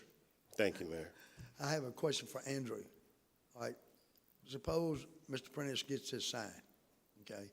So he's gonna have landscaping, he's gonna have haunted house, they're always fun, fireworks. Now, if Mr. Mitchell owns the land, if I come up with something in the meantime, I might wanna go to Mr. Mitchell and say, I wanna rent this lot for a month for a seasonal business, and it doesn't conflict with his. Would I have to get the permit for that, or would Mr. Mitchell have to get it? I'm assuming I would have to get it, since I would be the man operating the business and owning it. If I follow you correctly, if it's another person with his own business wanting to occupy that lot and use that sign. Well, if I was Mr. Mitchell and I wasn't using it, I want to rent it out temporary. Yeah.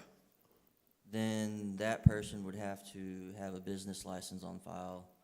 And that wouldn't conflict with Mr. Mitchell any?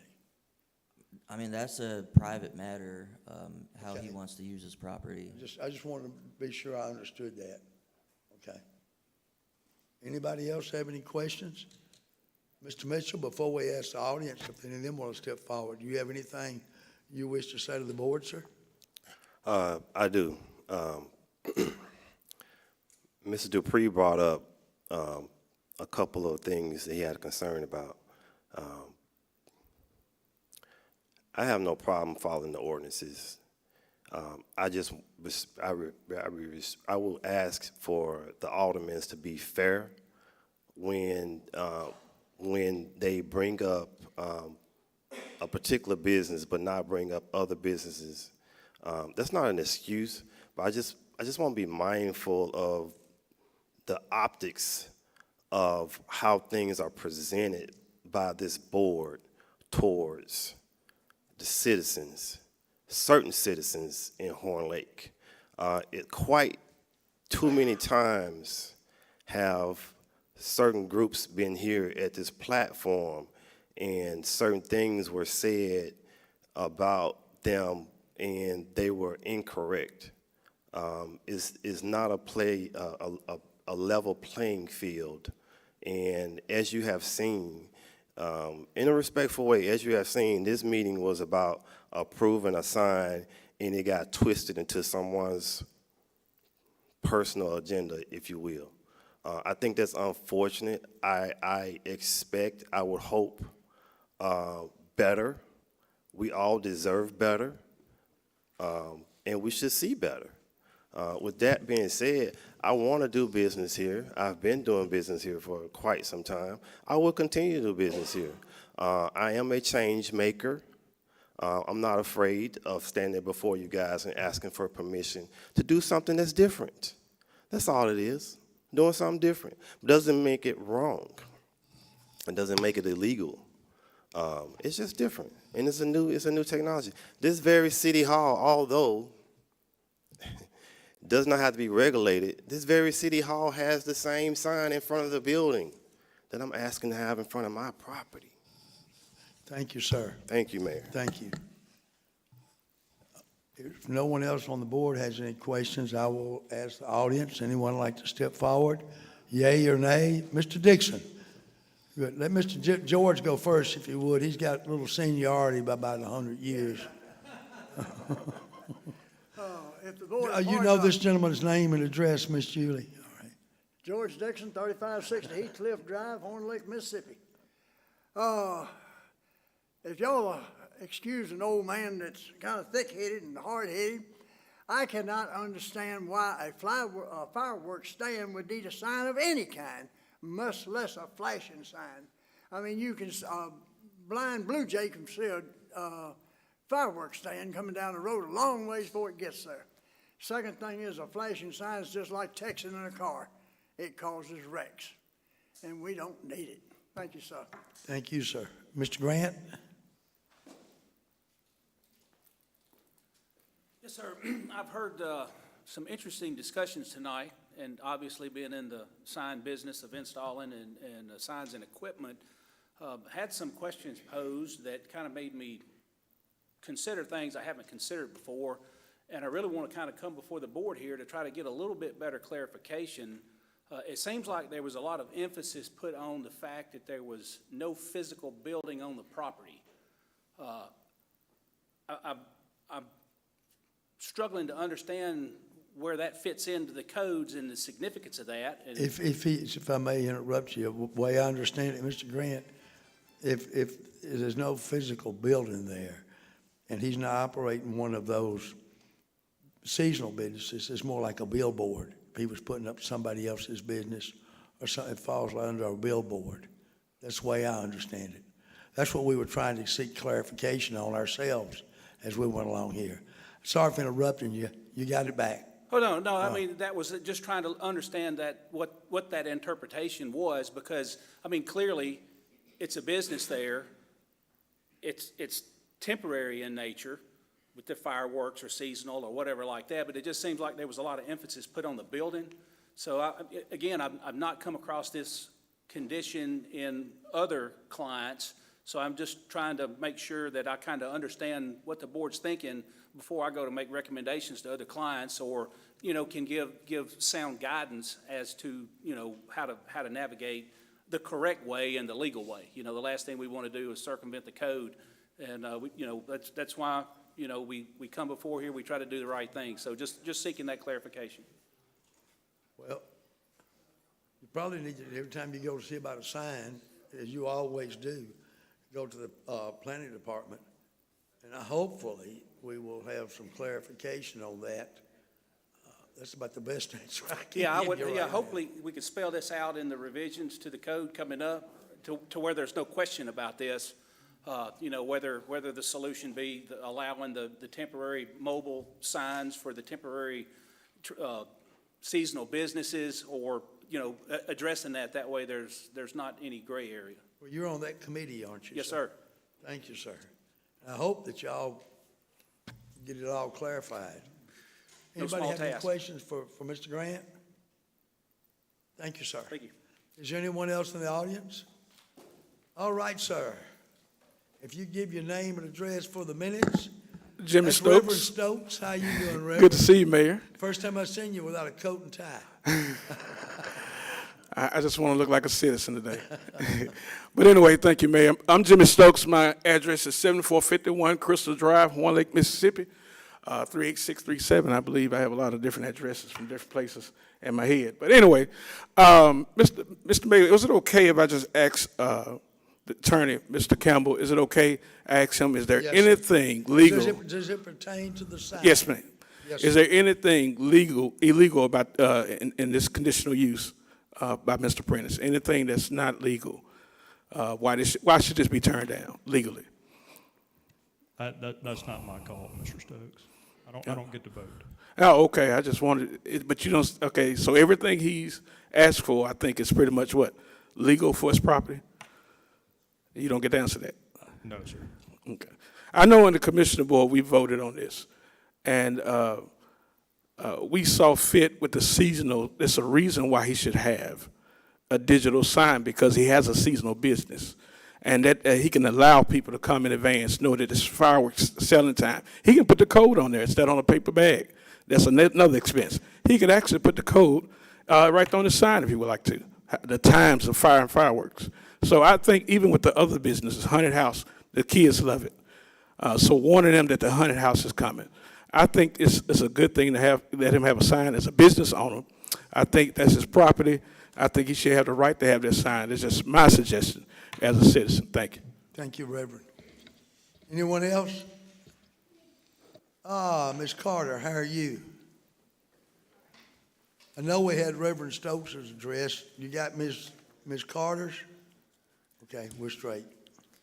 Just real quick, I know it was in comparison to the Century Car Wash sign. I just wanted to see, I didn't catch it anyways, anyone asking about the particular location and how far. The Century Car Wash sign is a great deal of a space off of the main highway.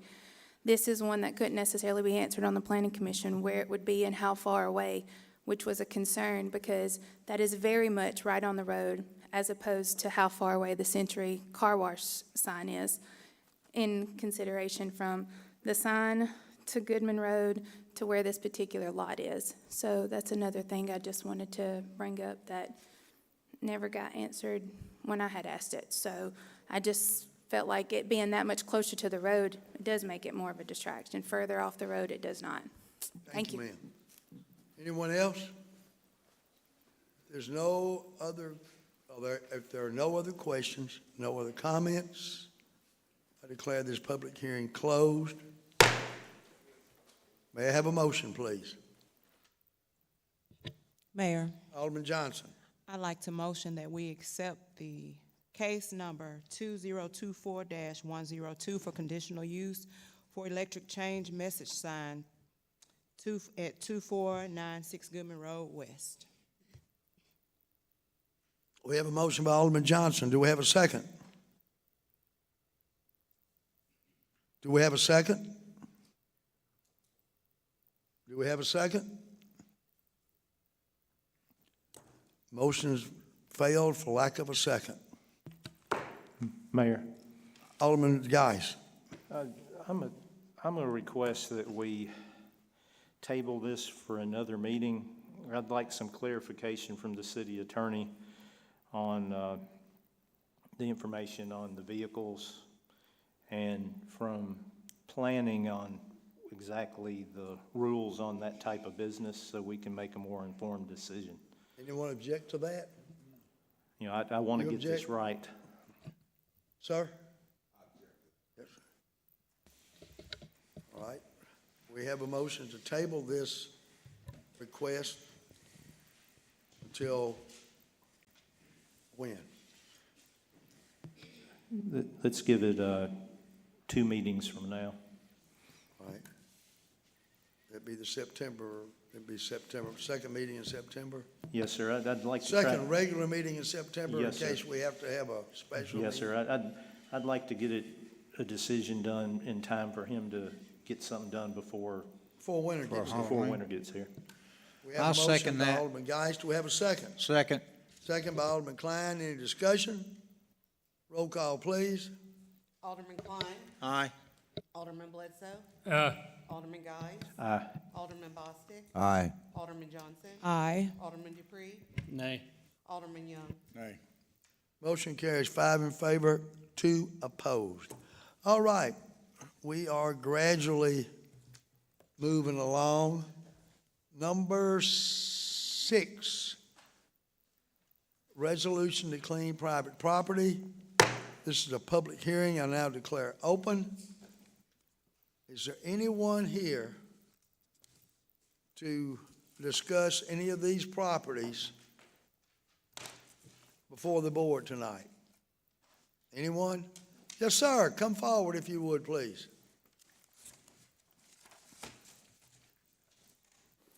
If you would give your name and address for the minutes, we'd appreciate it, sir. Good evening. My name is Charles Barber. I am from Jackson at 2208 Cullywood Road, Jackson, Mississippi. I'm here on behalf of Cross Country Mortgage and 7260 Illinois Central is 1, 2, 3, 4, 5th down on that list, I believe. Yes, sir. This property was a foreclosed property back in April, mid-April. After the foreclosure, an eviction process was started. The eviction was completed on August 7th. The notice was posted on August 6th, so the day before the eviction completed, and my client received the property in full, the tenant was out. The notice was posted the day before. The day after it was posted on August 7th, the grass was cut. It's now under a cycle of maintenance, and we request that there is no finding and that the property needs cleaning. It's been mowed. I've got pictures actually on my phone if anybody Is that wants the to see. old Hobbs house? It looks like I don't know what, it's not a duplex, but it looks like a string of houses that all look alike. I'm not exactly sure. I found out about this one yesterday. But the grass was cut the day after the notice was placed. That was the first day we had full access to the property. It's on a regular rotation. It will be continued to be cut. It will be continued to be cleaned, and we ask that the board not find that the city needs to clean it because it is already cleaned. Anyone have any questions? Alderman Bostic. Do y'all own any or lease any other property in the city of Horn Lake other than this piece here? I'm not aware of that, You're not the aware of answer to that? that. Okay. Anyone else? And I'm not sure, it wasn't a lease, it was a mortgage that was foreclosed on.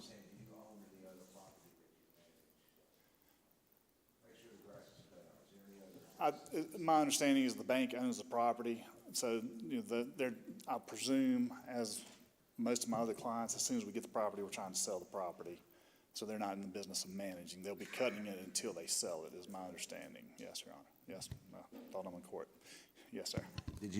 Had you already informed the code enforcement department of the pictures that you said? No, sir, I got those about 6 hours ago when I was on my way up here.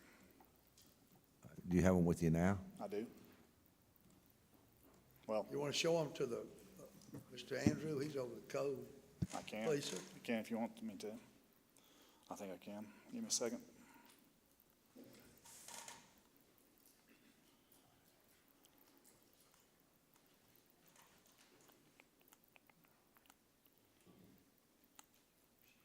While you're looking, Miss Belinda, you hadn't gone by and seen it since it's been cut, have you?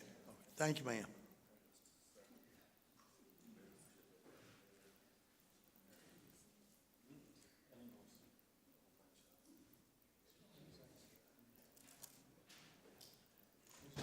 Chinese or pizza? Duplexes, kind of behind Waffle House. Behind Waffle House. Not sure that would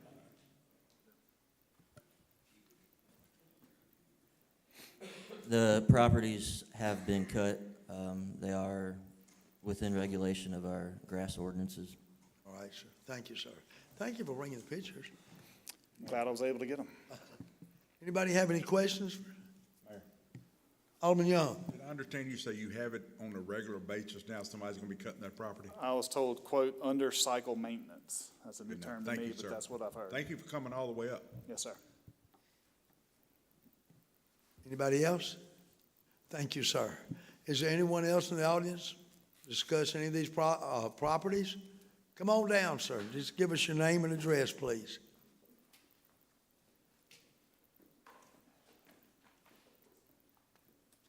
My name's Chad Thompson. I'm here about 6500 Sandhurst Road.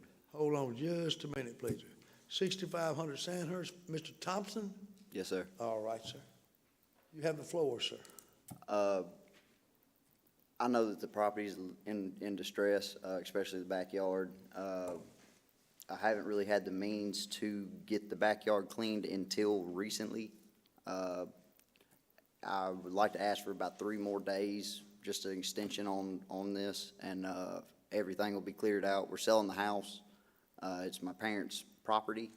I was pretty much renting it from them, and before I started renting it from them again, there was other tenants in the house, which completely destroyed the backyard, destroyed the inside of the house.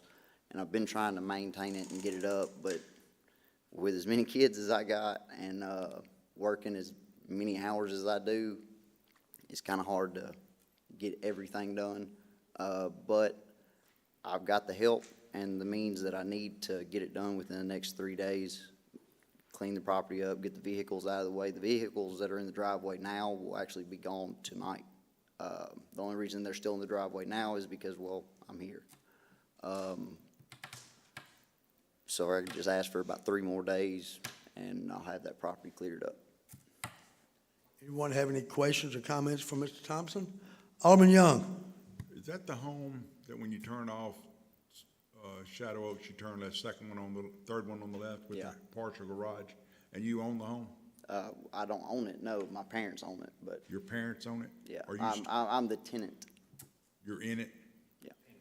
Okay, so you gonna do what with it again now? Get the vehicles out the driveway, clean the backyard up, clean up anything that's there. I'm moving out of the house and we're selling it. Yeah, the So, I mean, refrigerator and all that junk. Refrigerator. Well, it was the refrigerator out on the side of the house and. No, there's not. There ain't never been no refrigerator on the side of the house. Well, it was the other day when, but anyway. No. And then the partial garage, the door was falling off. You gonna get that fixed or? Well, see, this goes back to that information here that the last fellow was just talking about. There ain't never been no refrigerator on the side of the house. Now, I'm talking about there the- is a grill. There is a grill on the side of the house, but there ain't never been no refrigerator. Let's not wade off in the weeds. It's getting late. I'm just asking. Are you gonna clean the place Yeah, up? And yes, you're- Mayor. You're selling it? Yes, sir. That's what I wanted to know. That's what was my question. Thank you. Sir, I know, we didn't need to talk about grills, you know, but, so, that's what you're asking of the board. Yes, sir. All right, does anybody else have any questions or comments?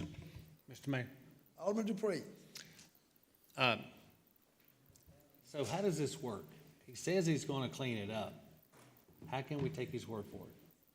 Well, what we've done in cases like this, Alderman Dupree, is his property will remain on the resolution, but the planning department will not have any contractor go out there and clean it up for a few days. So long as it's clean when the contractor shows up after 3 days, then obviously the city contractor won't clean it, and there won't be a lien placed on the property.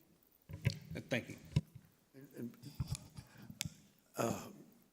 You know, getting the city to come out there, we hire contractors, and they're pretty expensive.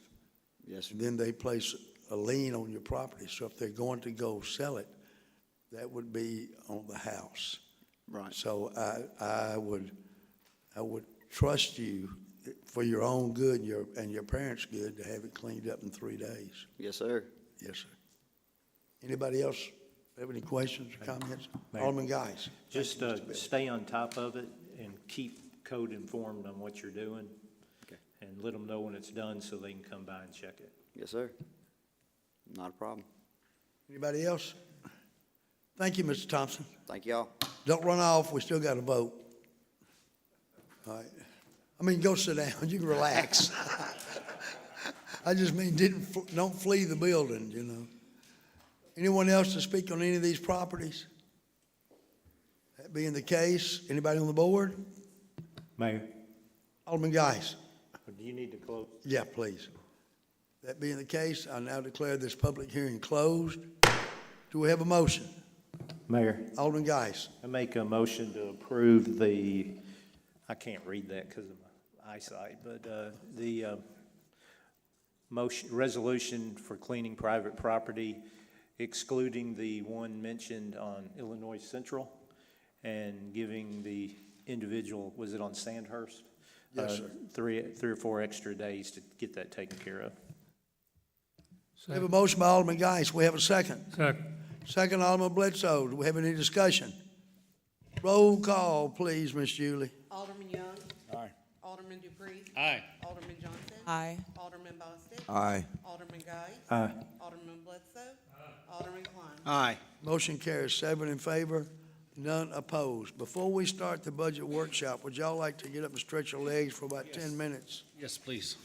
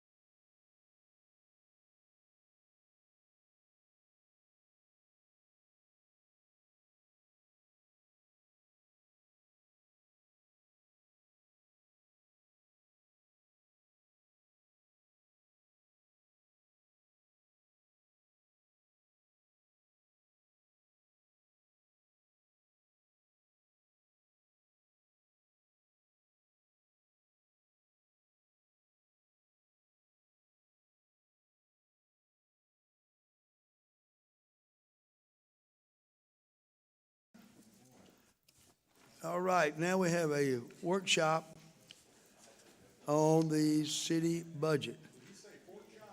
If y'all will notice the latest figures, we're still $13,000 in the red. $13,000. Now, here's our revenues. No need to going over them line by line because we did that the last time and they're the same. So what we've got to face tonight is to try to reach a consensus on a balanced budget, which we're required by law to have. Before we get into each little page, does anybody have any suggestions right off the bat? Alderman Young. Thank you, Mayor. I went down through the budget, as I'm sure all the other aldermen and all the people, all the ladies did. Like I said, we're 13,000 by going through the process that we went through last time. We're still 13,000 because every time we change a number in the payrolls, we have to add to it, and that throws us completely out of kilter, obviously. So I know I said this last time, I'm gonna say it again, we can come to a consensus real quick, hopefully. Maintaining the 1% off the bottom of each department, putting pay raises at $2,100 across the board. Board of Aldermen don't take a pay raise, you've already been gracious enough not to do one. That gives us $432,000. That puts a balanced budget, and that puts money, the $200-something thousand into the rainy day fund that we had to take away from to try to make a balanced budget. That ended up being $13,000 short anyhow. So I would like to make that motion.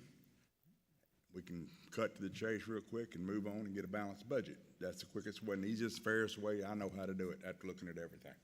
There may be some other opinions, but that's my motion. We have a motion by Alderman Young. Do we have a second? We have a motion by Alderman Young. We have a second by Alderman Dupree. Do we have any discussion? If I understand it correctly, Alderman Young, you wanted to go back to the original budget request that the department sent in and just get every department to take off 1%? Correct. $2,100 for every employee. And the board doesn't take a pay raise, and you were gracious enough to give up yours, so like I said, that gives us $432,000. Covers our deficit of $200,000 that we first had when we first started, $219, and the remainder of the money goes into our rainy day fund. Helps us shore that up, and the problem is fixed. Do we have any discussion? Alderman Bledsoe. Is that everybody doing 1%? Every department cutting their budget by 1%. Gives us a total of right at $432,000 and some change. We're 219,000 short in the first budget, and the remainder of that money would be used for the rainy day fund. That's the only thing I see. There may be some other ideas, but that's the easiest, quickest way to do it. Alderman Johnson. No, I want to hear what the board says first. Mayor? Alderman Geis. If I was reading Jim's letter right, he said that we had a balanced budget, and then he remembered that court was supposed to have that part-time position, which added another $13,000 to the budget. Is that correct? That's the way I interpreted it. So the issue is, from our last agreement, was that part-time position was remembered after the fact, and it threw us back off $13,000. Is that correct? And then I have another question. You know, I am not an accountant, and thank God for the city that I'm not the accountant for them. But when I'm looking at revenue, I see the unassigned general fund balance. It shows $700,000, almost $250,000 that we have as a budget surplus for this year. Is that accurate? That's the way I understand it. Okay. I'm not an accountant either. So, you know, we're transferring that over, and it shows in 2025 it's 600,000. So I'm assuming Jim took 100,000 of that and put it somewhere. Is that accurate? I would think so. I wish he were here to answer that, but I would tend to think that. It's not that he put it somewhere, it just accrues in the city's unencumbered fund balance. Yes, sir. So does that count when we're talking about a balanced budget and all the expenditures and debits is compared to revenue? Is that 600,000 or 700,000 added into the overall total budget to balance it, or is it off to the side? He's showing 600,000. It's in there. As revenue to balance the budget. So he's proposing to use some of the unencumbered fund balance the city has now from prior years to balance this budget. Okay, some of it. Is there a remainder that's sitting there unencumbered? Yes, I'm sure there is. You know, we only have an audit through FY21, and I did not look at that number. So we would have to take that number and add in what it was from FY22 and what we're proposing for FY23. Because I'm curious if there's a spare $13,000 in there. It is spare money, but the city has to be careful in using that spare money for absolutely. recurring expenses in a budget, because you can't do this every year. Yeah, absolutely. Because you'll eventually run out. Yes. So I'm just curious how much was left in there. That was just a second question there.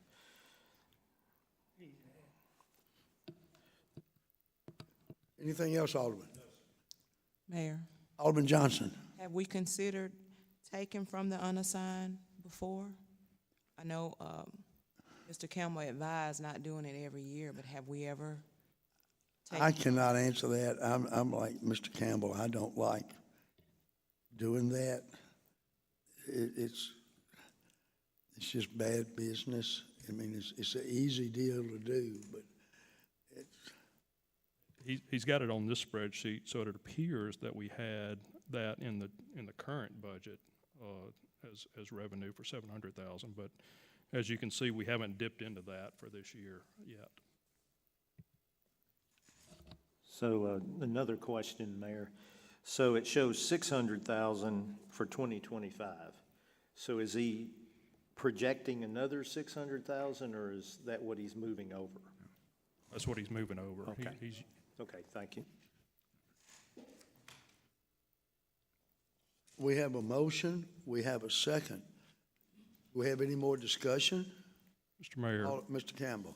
Just one issue, if I may, not knowing how this vote's going to go anyway, but on the $2,100 across the board, can you at least consider excluding the 2 or 3 employees that we were required to give a higher raise to under the Department of Labor regulations, those salaried employees? The other option for them is you pay them overtime, and that may get more expensive than what their salaried raise becomes.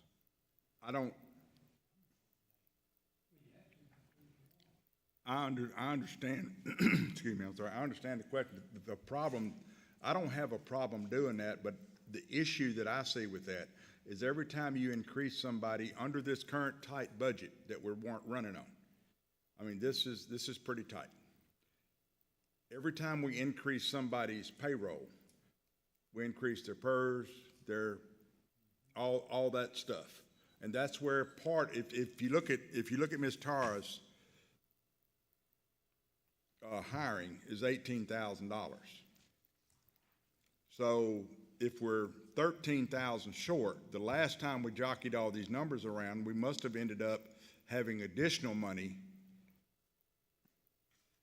sitting there somewhere that helped lower that number a little bit.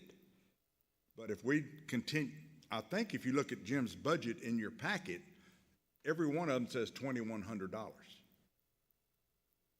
I think that's what the notes are that I'm reading in the pay scales. It says 2,100 here. Let's see.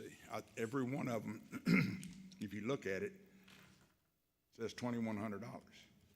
see where it is. Yeah, $2,100 in the legislative, 2,100 in the judicial. That's judicial, that's total. And that's adding in the 18,000 for the part-time. And then the next one is admin is 2,100. So, yeah, that's out. All those are out. I mean, admin's 2,100, but I mean, the legislative and the executive is not. Those are gone. All of them, let's see, I'm looking here at IT's 21. They all have little notes out here, 2,100 increase, planning 2,100, they're all 2,100.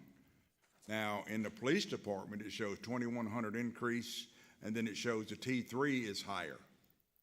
If you look at that, in that, it says that's higher. So I'm assuming that's the T3 that we talked about, paying them whatever it was. Right there it shows T3 higher. So that one's still in there. And then the next is fire and EMS, $2,100. Code enforcement, $2,100. Street department's $2,100. I mean, they're all here. Now Sonia's salary, $2,100, and then Sonia gets hers in animal control. Whatever number that was, is 13,000. That's part-time. Isn't she salary? Sir? Isn't she salary? It's whatever 13,000 is, whatever that number is. I don't know whether that's salary or whatever. 13 increase? 13,000 or increase? Okay, well, that's whatever's in there. It says increase. It's in there. All that's in these numbers, but if we do what's in these numbers right here with the ones that want these increases, which everybody needs an increase. I mean, I'd love to give them all 10,000, but I don't see it. And I've gone through this thing today. I don't see the money. Do you, Mr. Geis? I don't see it. It's not there. We're pretty well strapped right now. Alderman Bledsoe.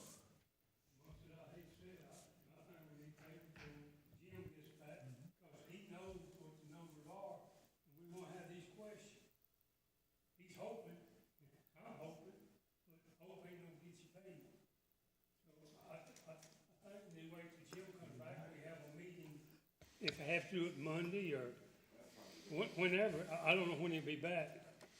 Let me ask Mr. Campbell about our legal notices, sir. Well, Mr. Mayor, after this discussion, we're still going to have a public hearing on the proposed budget and tax levy. We may not have a whole lot of comments looking at the audience here, but the mayor and board can still discuss and change a budget even at the next board meeting. So what you're saying is we need to adopt a budget tonight? No, sir. We want to do that. We won't do that until the earliest at the September 3rd meeting. Okay. I was concerned about the legal notices being out there in time. They're already out there. No more? No, sir. No more. We're scheduled to have a public hearing tonight on the proposed budget and tax levy, as it stands, now. Alderman Klein. These numbers don't reflect our budget workshop number 2? Yeah, they're the ones that show $13,000 in the hole, because Mr. Jim forgot about Ms. Tara wanting that All part-time right, position. I got that. And that's what's figuring the T1s, the T2s, and T3s, and the other departments that we agreed to do the increases, right? Yes, sir. Okay. I just want to make sure that we're not getting some old numbers. Alderman Bledsoe. I still say we need to wait till you come back, so we can Monday or whatever, and go from there. That way we get this way it is, and we vote on it. Did you have something to say, Mr. Campbell? All right, we have a motion before the board. Mayor, Alderman Young. I remove my motion. All right. Alderman Young withdraws his motion, and Alderman Dupree withdraws his second. Alderman Bledsoe. I make a motion to table till Jim gets back, I don't know if it's Monday, you think Monday? 6 o'clock? I don't know.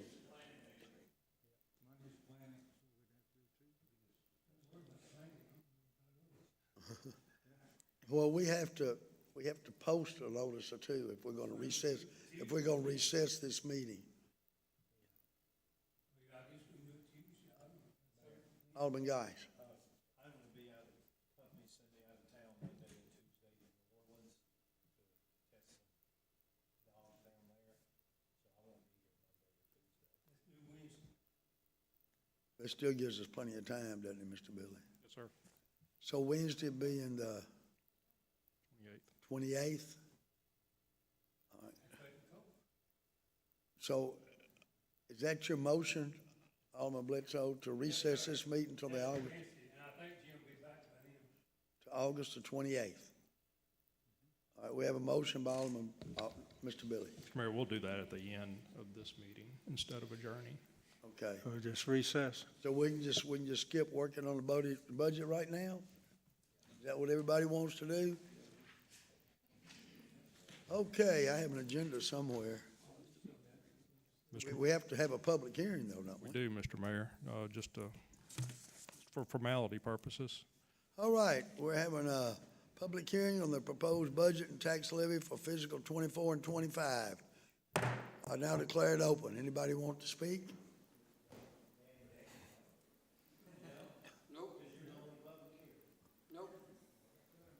Mr. Mayor, I will say for the record that, that you and the aldermen are not proposing a tax increase, so the tax levy will remain the same at 50 mills.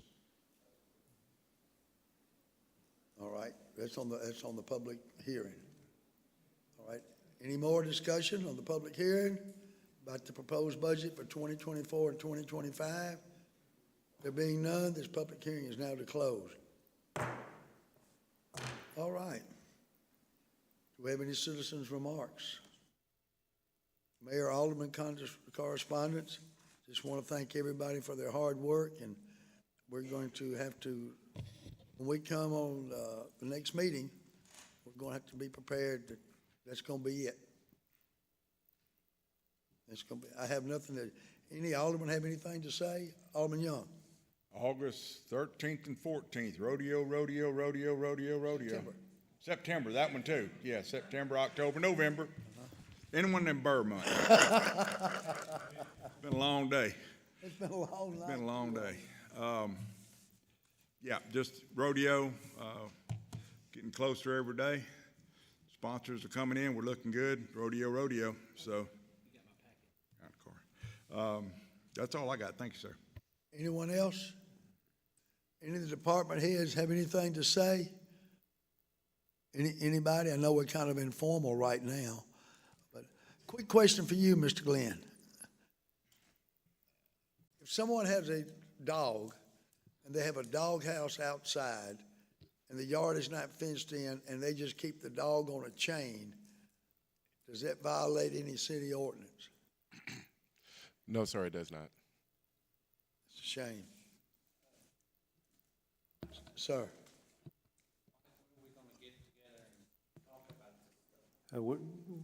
Glenn's been working on some of the ordinance stuff, which I'm sure probably is going to include tethering laws and things like the ordinances. So we're looking at covering something like that.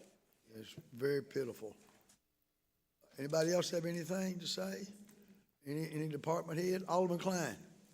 I was wanting to ask Ben something Yes, in sir. regards to the Nail Road extension. You know, where we're at on that as far as the engineering and.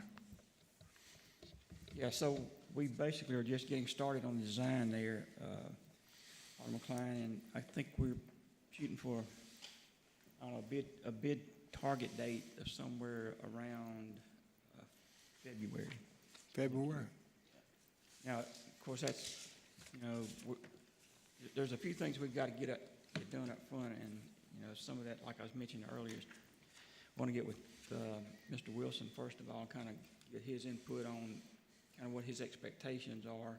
Not that we're going to follow them per se, but we want to make sure we kind of keep him involved in the process so that we build something out there that's conducive to everybody's needs and the expansion of the city in the future. Thank you, sir. Yes, sir. Anyone else? Alderman Bledsoe? Y'all keep my brother in prayers. They took him back to the hospital. Oh, no. He's going back. I'm sorry to hear that, Alderman. Mr. Billy, did you have anything? I do not, Mr. Mayor. All right, do we have a motion for closed determination? Mayor, I make a motion to go into closed determination. Motion by Alderman Geist. Do we have a second? Second by Alderman Young, no, Alderman Dupree. Any discussion? Roll call, ma'am.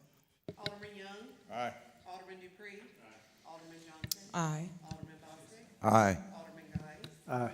Alderman Bledsoe. Alderman Klein. Motion carries 7 in favor, none opposed. If y'all will excuse us.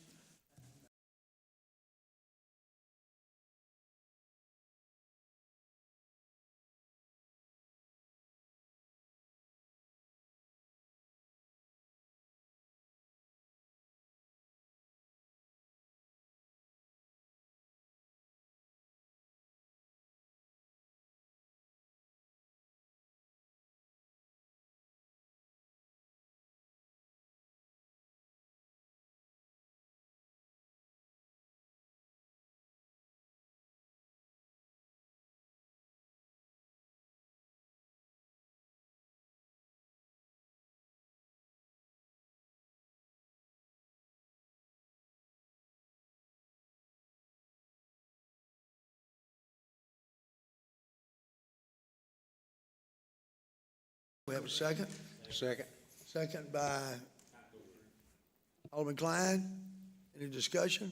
Roll call, please. Aye. Aye. Aye. Aye. Aye. Aye. Motion carries 7 in favor, none opposed. Do we have a motion to go in executive session? Mayor, Alderman Geis. I move that we go into executive session for the following: discussion regarding the prospective purchase, sale, or leasing of lands, and discussion regarding personnel matters in the finance, admin, IT department. In the, what department, IT? Yes, sir. Thank you, sir. All right, we have a motion. Do we have a second? Second. Second by Alderman Young. Any discussion? Roll call, please. Aye. Aye. Aye. Aye. Aye. Aye. Aye. Motion carries 7 in favor, none opposed. If y'all will excuse us, please. Yeah.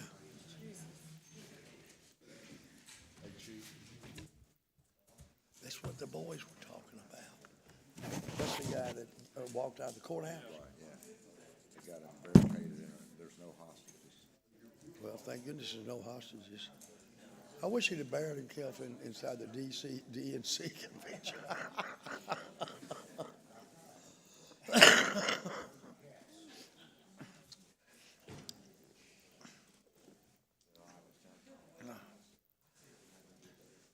I'll get it.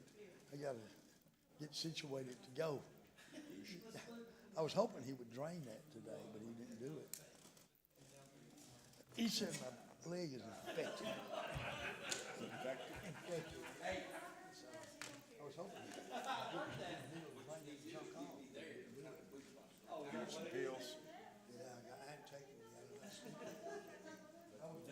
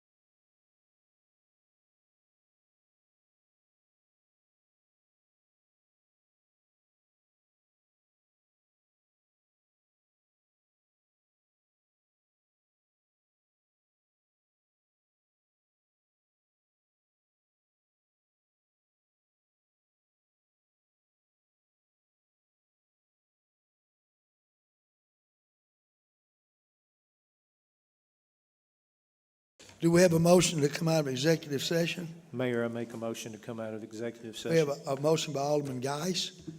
Do we have a second? Second by Alderman Bledsoe. Is there any discussion? Roll call, please, Miss Julie. Alderman Klein. Aye. Alderman Bledsoe. Alderman Geis. Aye. Alderman Bostic. Aye.